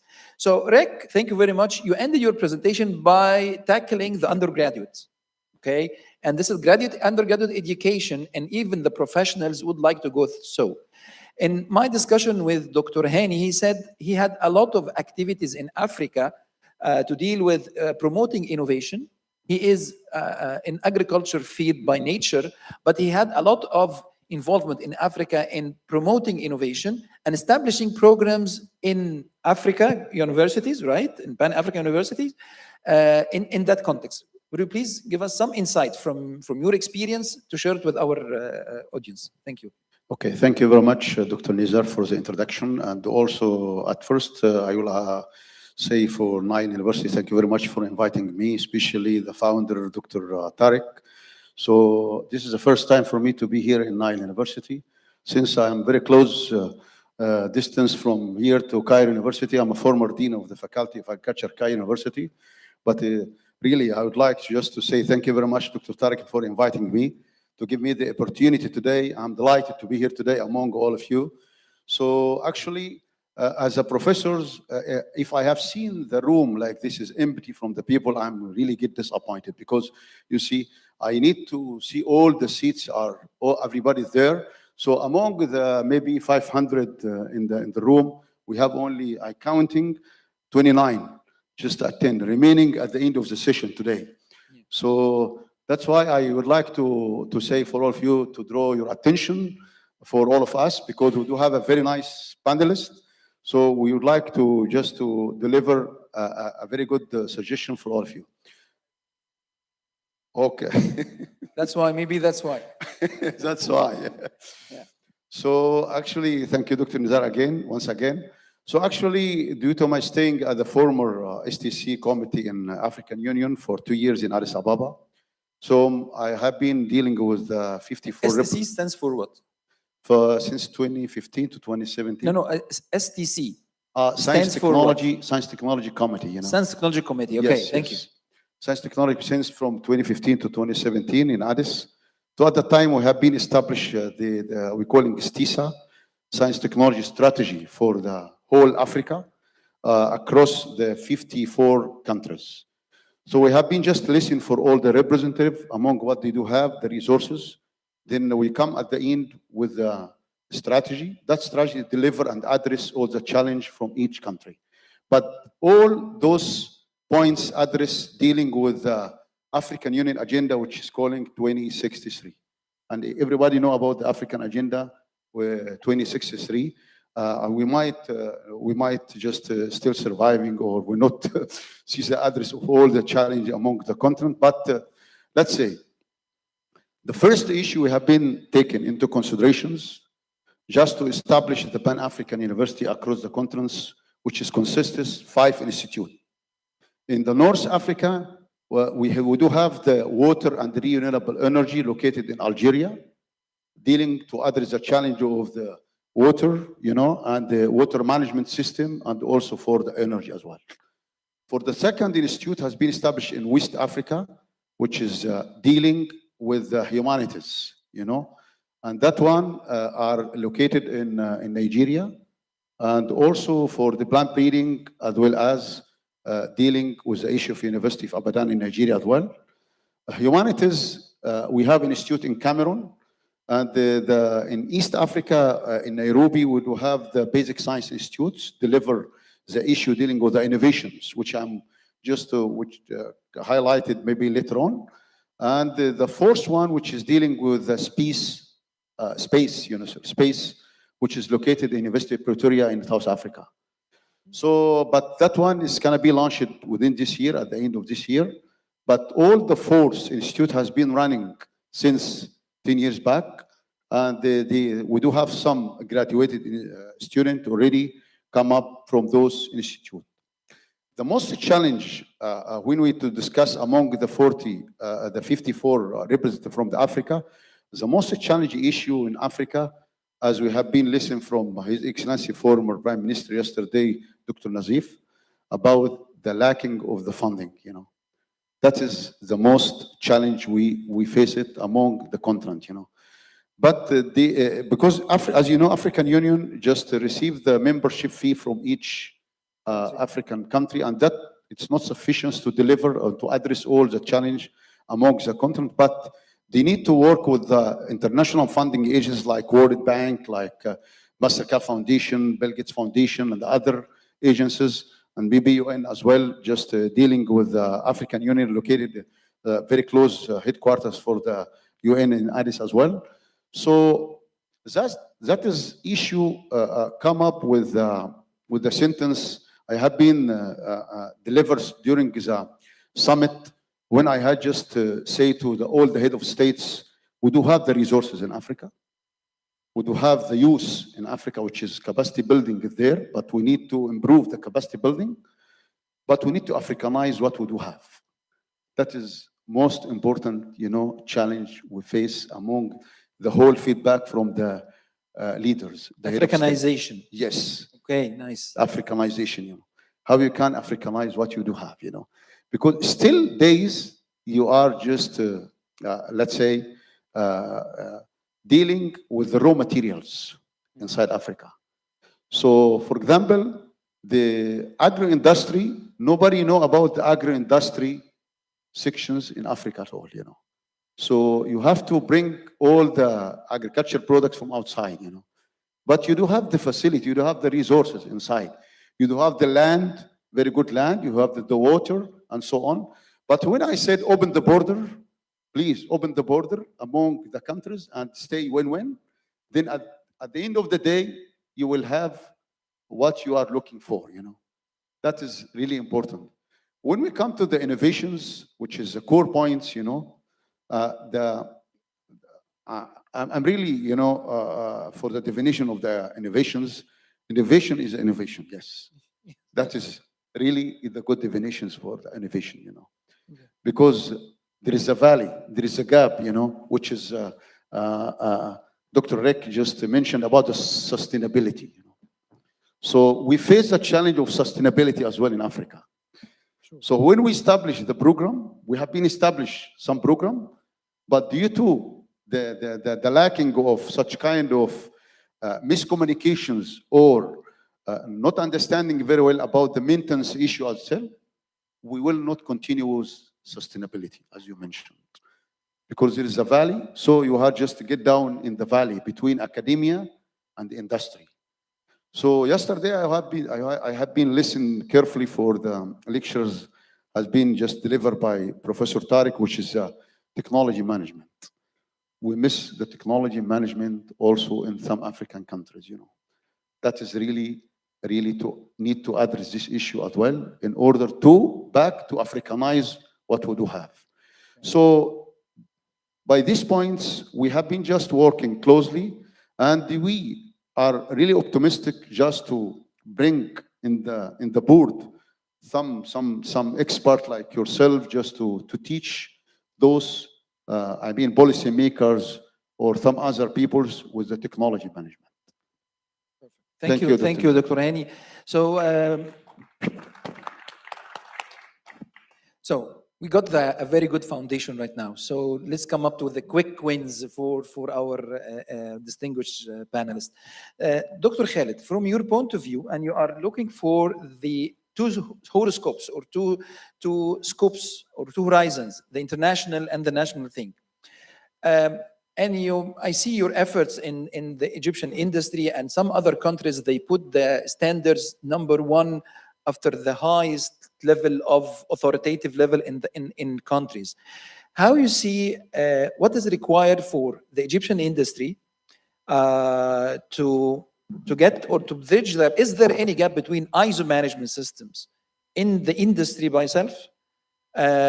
What are the efforts the EOS is doing right now to bridge the gap, to see that we are helping the industry to move forward in the coming period, inshallah?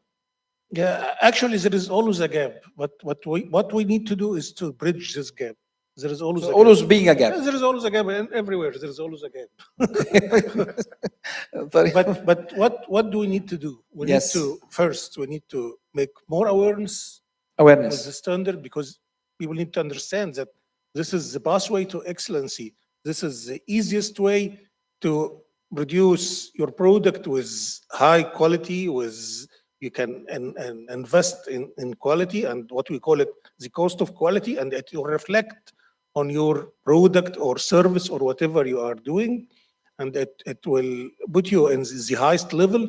You can do whatever you want to go to the market without fear, if it is internal market, or you can export or whatever. Otherwise, as I said, always you are inventing the wheel. You are wasting your time. No way to take all, and that's why I are saying always in the ISO, because in the ISO we are divided into developed countries and developing countries. So what is the pathway for the developing countries to be developed countries? It's only one way, following the standard. Following the standard. So this is the way to move forward. This is the only way. Otherwise, you are wasting time. Wasting them. So how about the industry and their awareness about that? They say they are responsive to that, the management are caring about it, or what's missing aside from the awareness component? On the national level, Yes, on the national. on the national level, all the big companies are following and they are believe too much in the standards, or they are doing Fantastic. their best to follow the standard. But the idea is that the majority and the standardization base is based on the small, micro, and medium. Size organization. And this is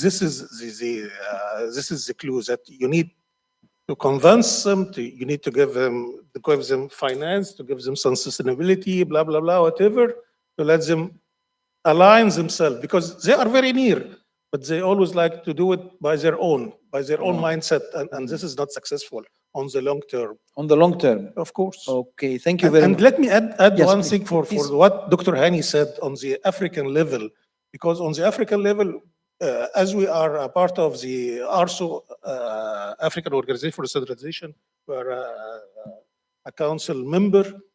We are trying to do our best, by the way. We are trying to do what we call it one certificate, one standard, African Free Trade Area Agreement.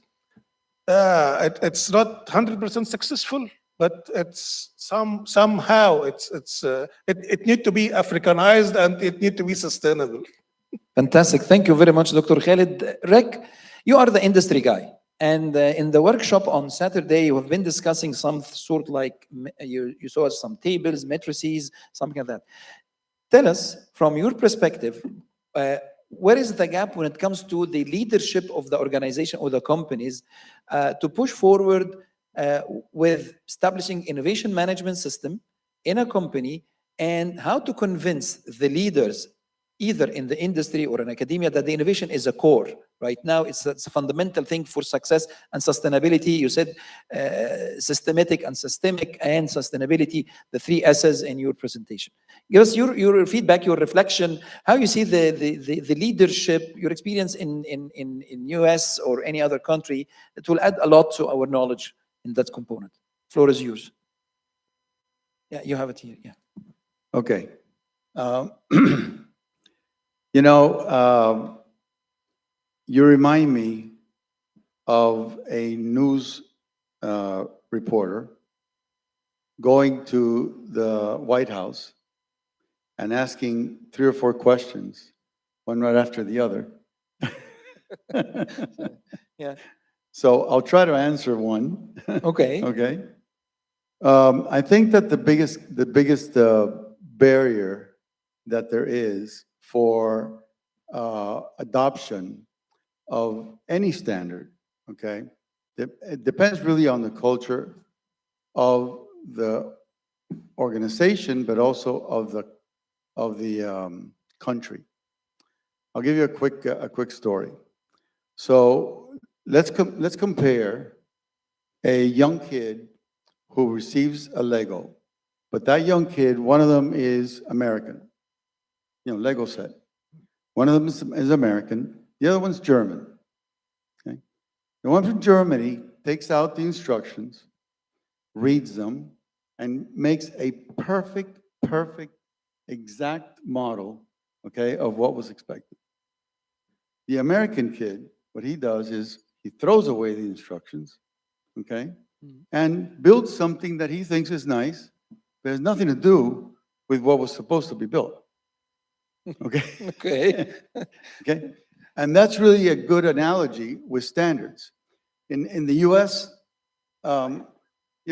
standards are sort of frowned upon, It's like, you're gonna tell me how to do what I want to do, less regulation, everything else. So the only way to sell it, and that's been a way that has been successful for us, is to teach the top management what it's about, what their role is, what the benefits are to their organization, how it can get them beyond where they are today. Because they may be successful today, but they have not taken and been able to get to the peak performance.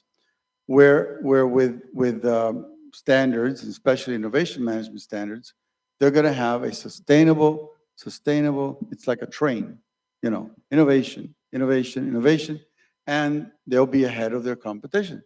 So if they get that message, they're going to come on board, okay? But if they don't understand that or they don't care, you're never going to get it in. Now, Europe, I will say, has been a lot more successful at doing that. Okay, the Europeans have been not all Europeans, but let's say the Northern Europeans, okay, have been pretty successful in getting people there. Okay, the others are more flexible. Flexible. Nice. Okay. Thank you. Dr. Hani, you work with the strategy, right? You have been working with the strategy and putting frameworks and so on. How you see the gap between setting a strategy and going down to earth to implementation and achieving the objectives and so on when it comes to linking technology with innovation in Africa? So what are these type of challenges? Because the second round will be about the opportunities. So give us some insights from your experience in that component.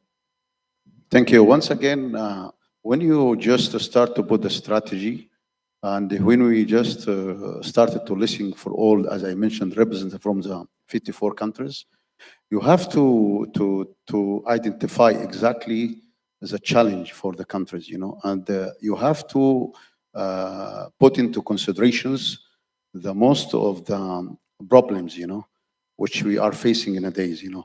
For example, just let me say about the climate change issue as well. Climate change has been affected most of the, you know, part of our lives today, you know. That's why it's come up to us, maybe you can correct me, Dr. Khalid, about the carbon credit issues, which has come up now to the market, you know, the carbon market in days, you know. That means, as again, you do have resources, but you need to manipulate, and you need to identify what you do have exactly, and you need to find the roadmap for the targeting to address this challenge, you know. And what we come also to some points, for example, in Africa, you do have, when you fly across Africa, only the North Africa, you can see the Sub-Sahara desert or some desert area. But when you come from the north to south, it's all the green area, you know, you can see. That means you do have market in the carbon among all across the continents, you know. And by the way, industry countries like China or United States or whatever, you do have most of the factories producing carbon dioxide, you know. And those trees just absorb carbon dioxide and release oxygen. So come up again, and we said to all of them, please use your resources and sell your carbon offset, carbon credit to those peoples, bring back money back and invest the money again for your strategy, as you mentioned. Because the most issue we have been facing among the strategy, again, for the funding, you know, to address, because for infrastructure, there is not well organized, you know. When you come up with the infrastructures also, you need to start from scratch, you know. That means it costs a lot of money, you know, to have this one. And when you are going to implement some strategy in the ground, you have to have, again, the sustainability for this one. That is the issue we're facing here. Thank you very much. Thank you. Thank you. Dr. Khalid, if you would like to focus on the good side and bad side, when you talk about the good side and bad side of the technology and opportunities and threats. So implementing ISO management systems would be a great opportunity for on a national level, on a country level, and the industry itself. How we can spot the opportunities? If we would like to give like a recipe for how to spot opportunities in the ISO management system, can you give us this recipe, or what shall we do in this context? Actually, on the national level, as a EOS, we are trying to do our best. But EOS alone is not enough. We need to understand that this, as the ISO level, there is a lot of participants from different countries, and EOS also, as a technical committees or under the umbrella of the not ANSI, no, in our national level, on the National Quality Institute or whatever. Actually, we need to give the chance to everyone to involve in this process and give us their insights and let the industry be in and let them convince that there is an ROI on this investment in this field. This is very important. I was imagining inside my mind that the example which Rick gave us for the guy from the German and the other guy from America. What about the guy from Africa? We have all the Lego pieces, but we are not doing anything. They are, one of them did it was but they are not doing anything. So innovation is a key. Standardization is a key. Management is very important. As a guy who work in North Africa for some time with the United Nations, I saw all the fertilized land. Everything is there. Everything is there. Just need someone to seize this opportunity, grab it, and make the proper output. In TC 279, we just set up a subcommittee, not subcommittee, a advisory committee, okay, for developed countries. So we're trying, you know, it isn't like we're not giving it a try, but yeah, we think it's important. TC 279 is, you know, has made that a priority. And we just recently approved that, so, yeah. So, okay, Dr. Khalid would like to add any other comment? Okay, thank you very much. So, Rick, when you talk about the industry, we talk about competition as well as collaboration. So we can put them together in a context that we call it co-petition. You see, the ISO innovation management system could reach or could give the company the maturity to do a co-petition with other peers and the ecosystem, as you mentioned in this nice presentation? Well, as a matter of fact, the innovation ecosystem standard that's being developed is exactly that. Okay, it's a way for different actors to work together towards similar goals, and specifically, let's say that they want to design a new water bottle. Okay, so everybody in that ecosystem has the ability to provide value to that development, and then you set up the contracts up front so that depending upon what value each of the participants provides, then when the value is gained, that it's then distributed according to what they had originally provided. So somebody that just sits back and waits, right, they're not going to get back as much as those that are contributing on a regular basis. Thank you very much. So Dr. Hani, as a former dean for Faculty of Agriculture, where do you see the opportunity for undergraduate to being motivated, to stimulate their appetite towards the innovation in their curriculum or their application or even extracurricular activities in that? Let me just tell you the story about two things, you know. One, during my stay at the dean of the Faculty of Agriculture, University, I have been bring the industry inside the board of the council, and I choose some of them to attend the faculty council monthly.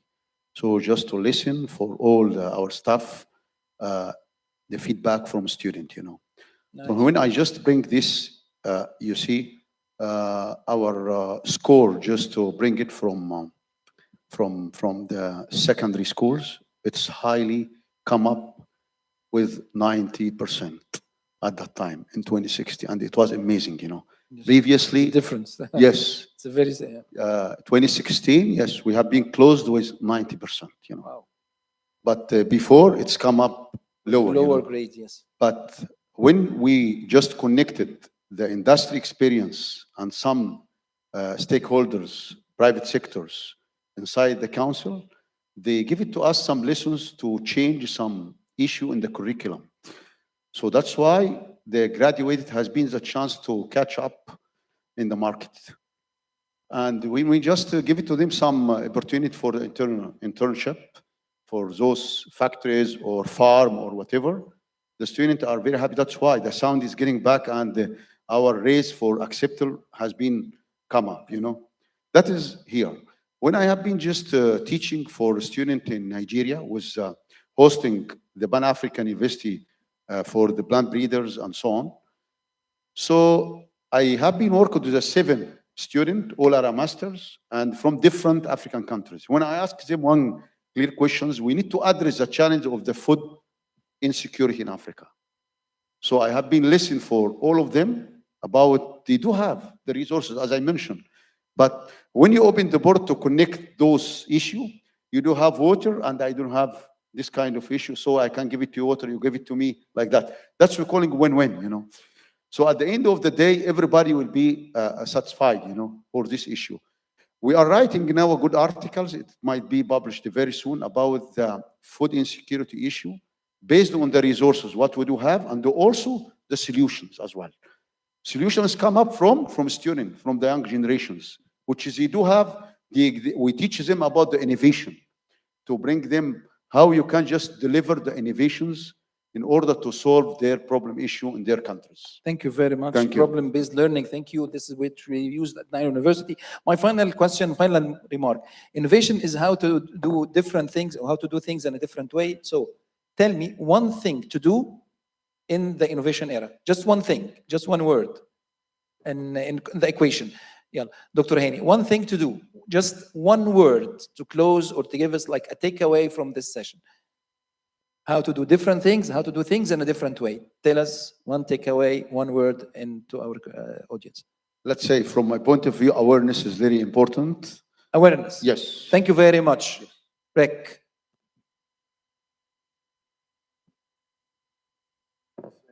Okay, would you please the mic? Yeah, sorry. Go. Yeah, I would say maximize. Maximize. Maximize. Thank you very much. Yeah. Dr. Maximize value. You know? Maximizing value. Thank you very much. For me, we need to change our mindset. Mindset, innovation mindset. Thank you very much for our distinguished speakers for this session. I would like to call Dr. Khalil, Basil Khalil, and Dr. Farhan to just to come to stage. You have ready to receive your award. Please come. Basil, yeah, please. Thank you very much. Yes, the two gentlemen who answered the question. Thank you very much. Come to stage. So, Rick. Yes, of course.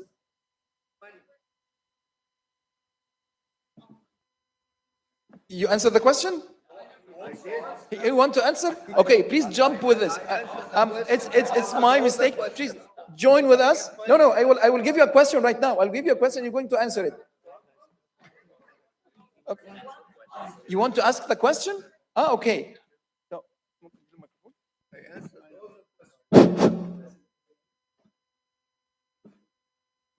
Sorry, I didn't understand the setup.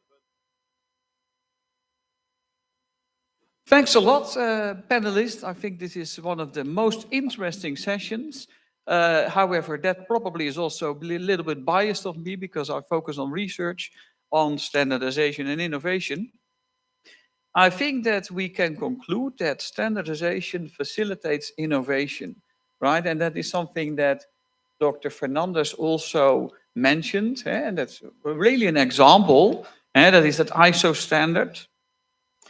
But the difficulty is that these standards are not available for free, right? And in academia, we more and more follow an open science approach. So the question is, can that also be applied to the area of standardization? Now we know that ISO is more and more having a kind of a strategy also concerning open science, but how does the ISO director see that development for the future? Because we're talking also about developing countries, right? In developing countries, that's a barrier is price, right? The barrier is price. So what can we do with that? Is that possible for the future? Let me tell you,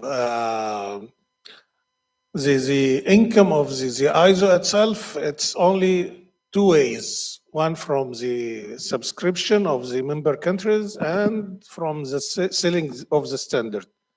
ISO is selling the standard for a big money? The answer is no. But what we are doing right now on the ground, we are building a new business model. So maybe in the future, we will see something different.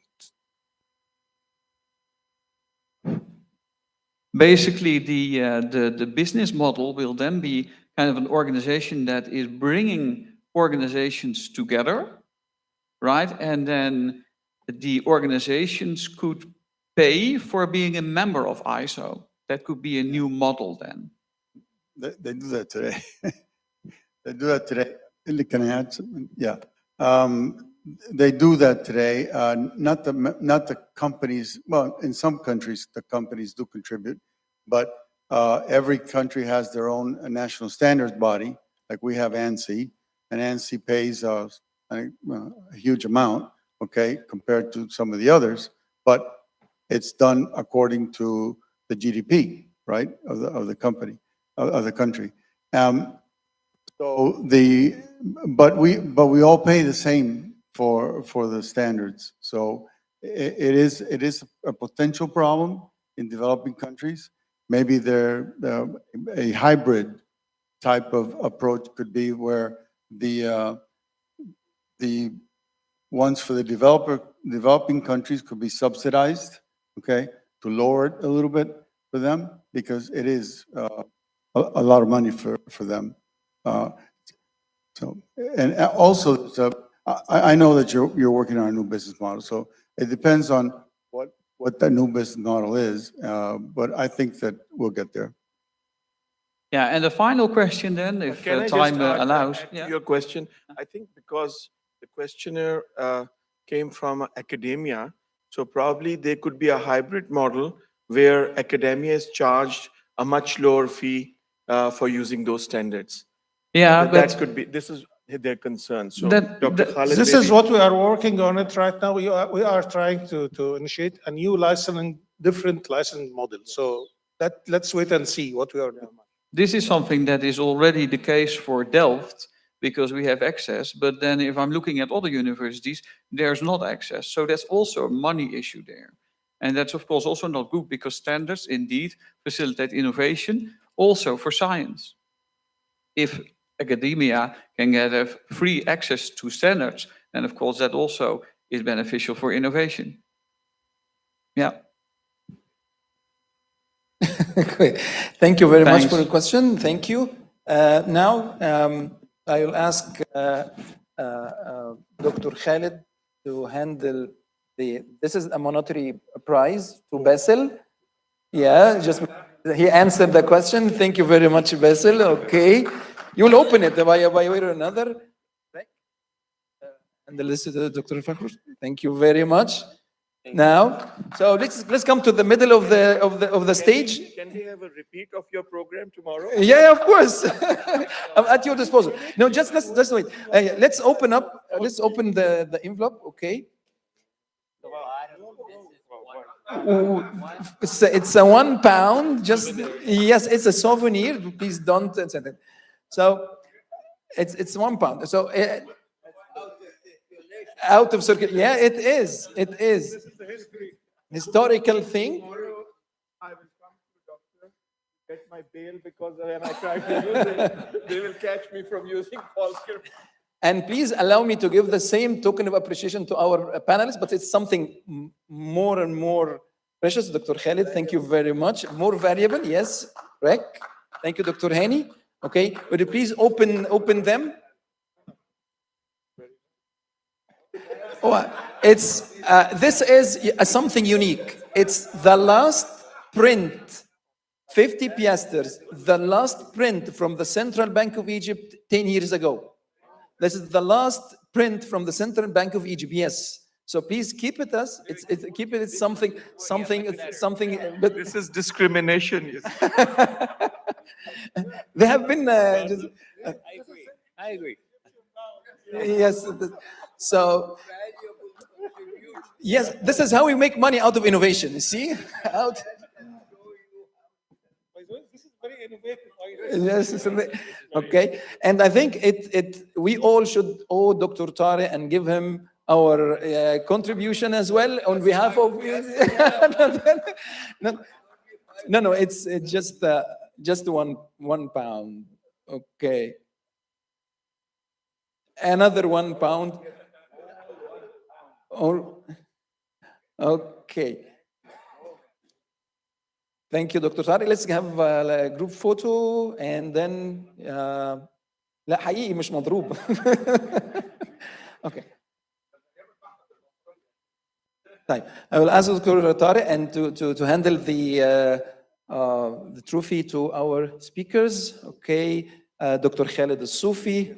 Yes, thank you very much. Speakers.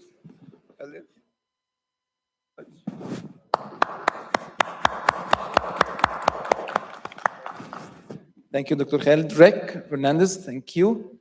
Thank you, Rick. Okay. Thank you.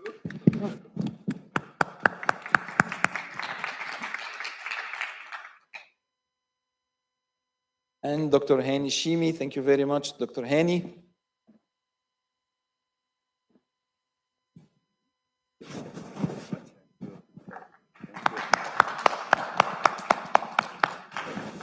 Thank you. Last, oh, me as well? Oh, thank you very much.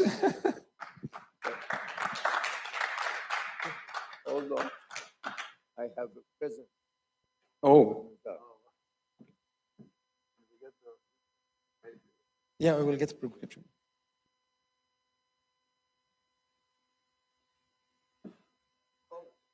Oh. Thank you, Dr. Tariq. I will keep it, okay? Thank you very much. Let's give me this like this.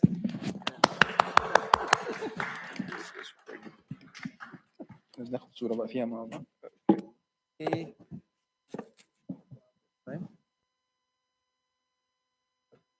Okay. Let's have a final group photo before we go. Okay. Let's come.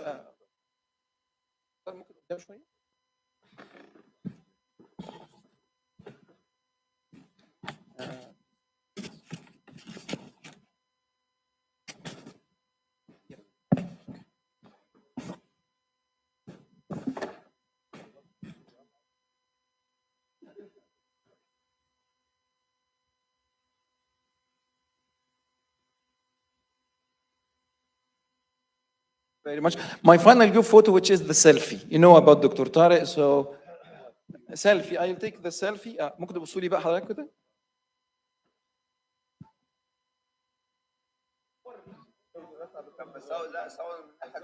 فين؟ تطلع دي؟ ليه؟ احنا عايزين التيم يطلعوا معانا. مش حد؟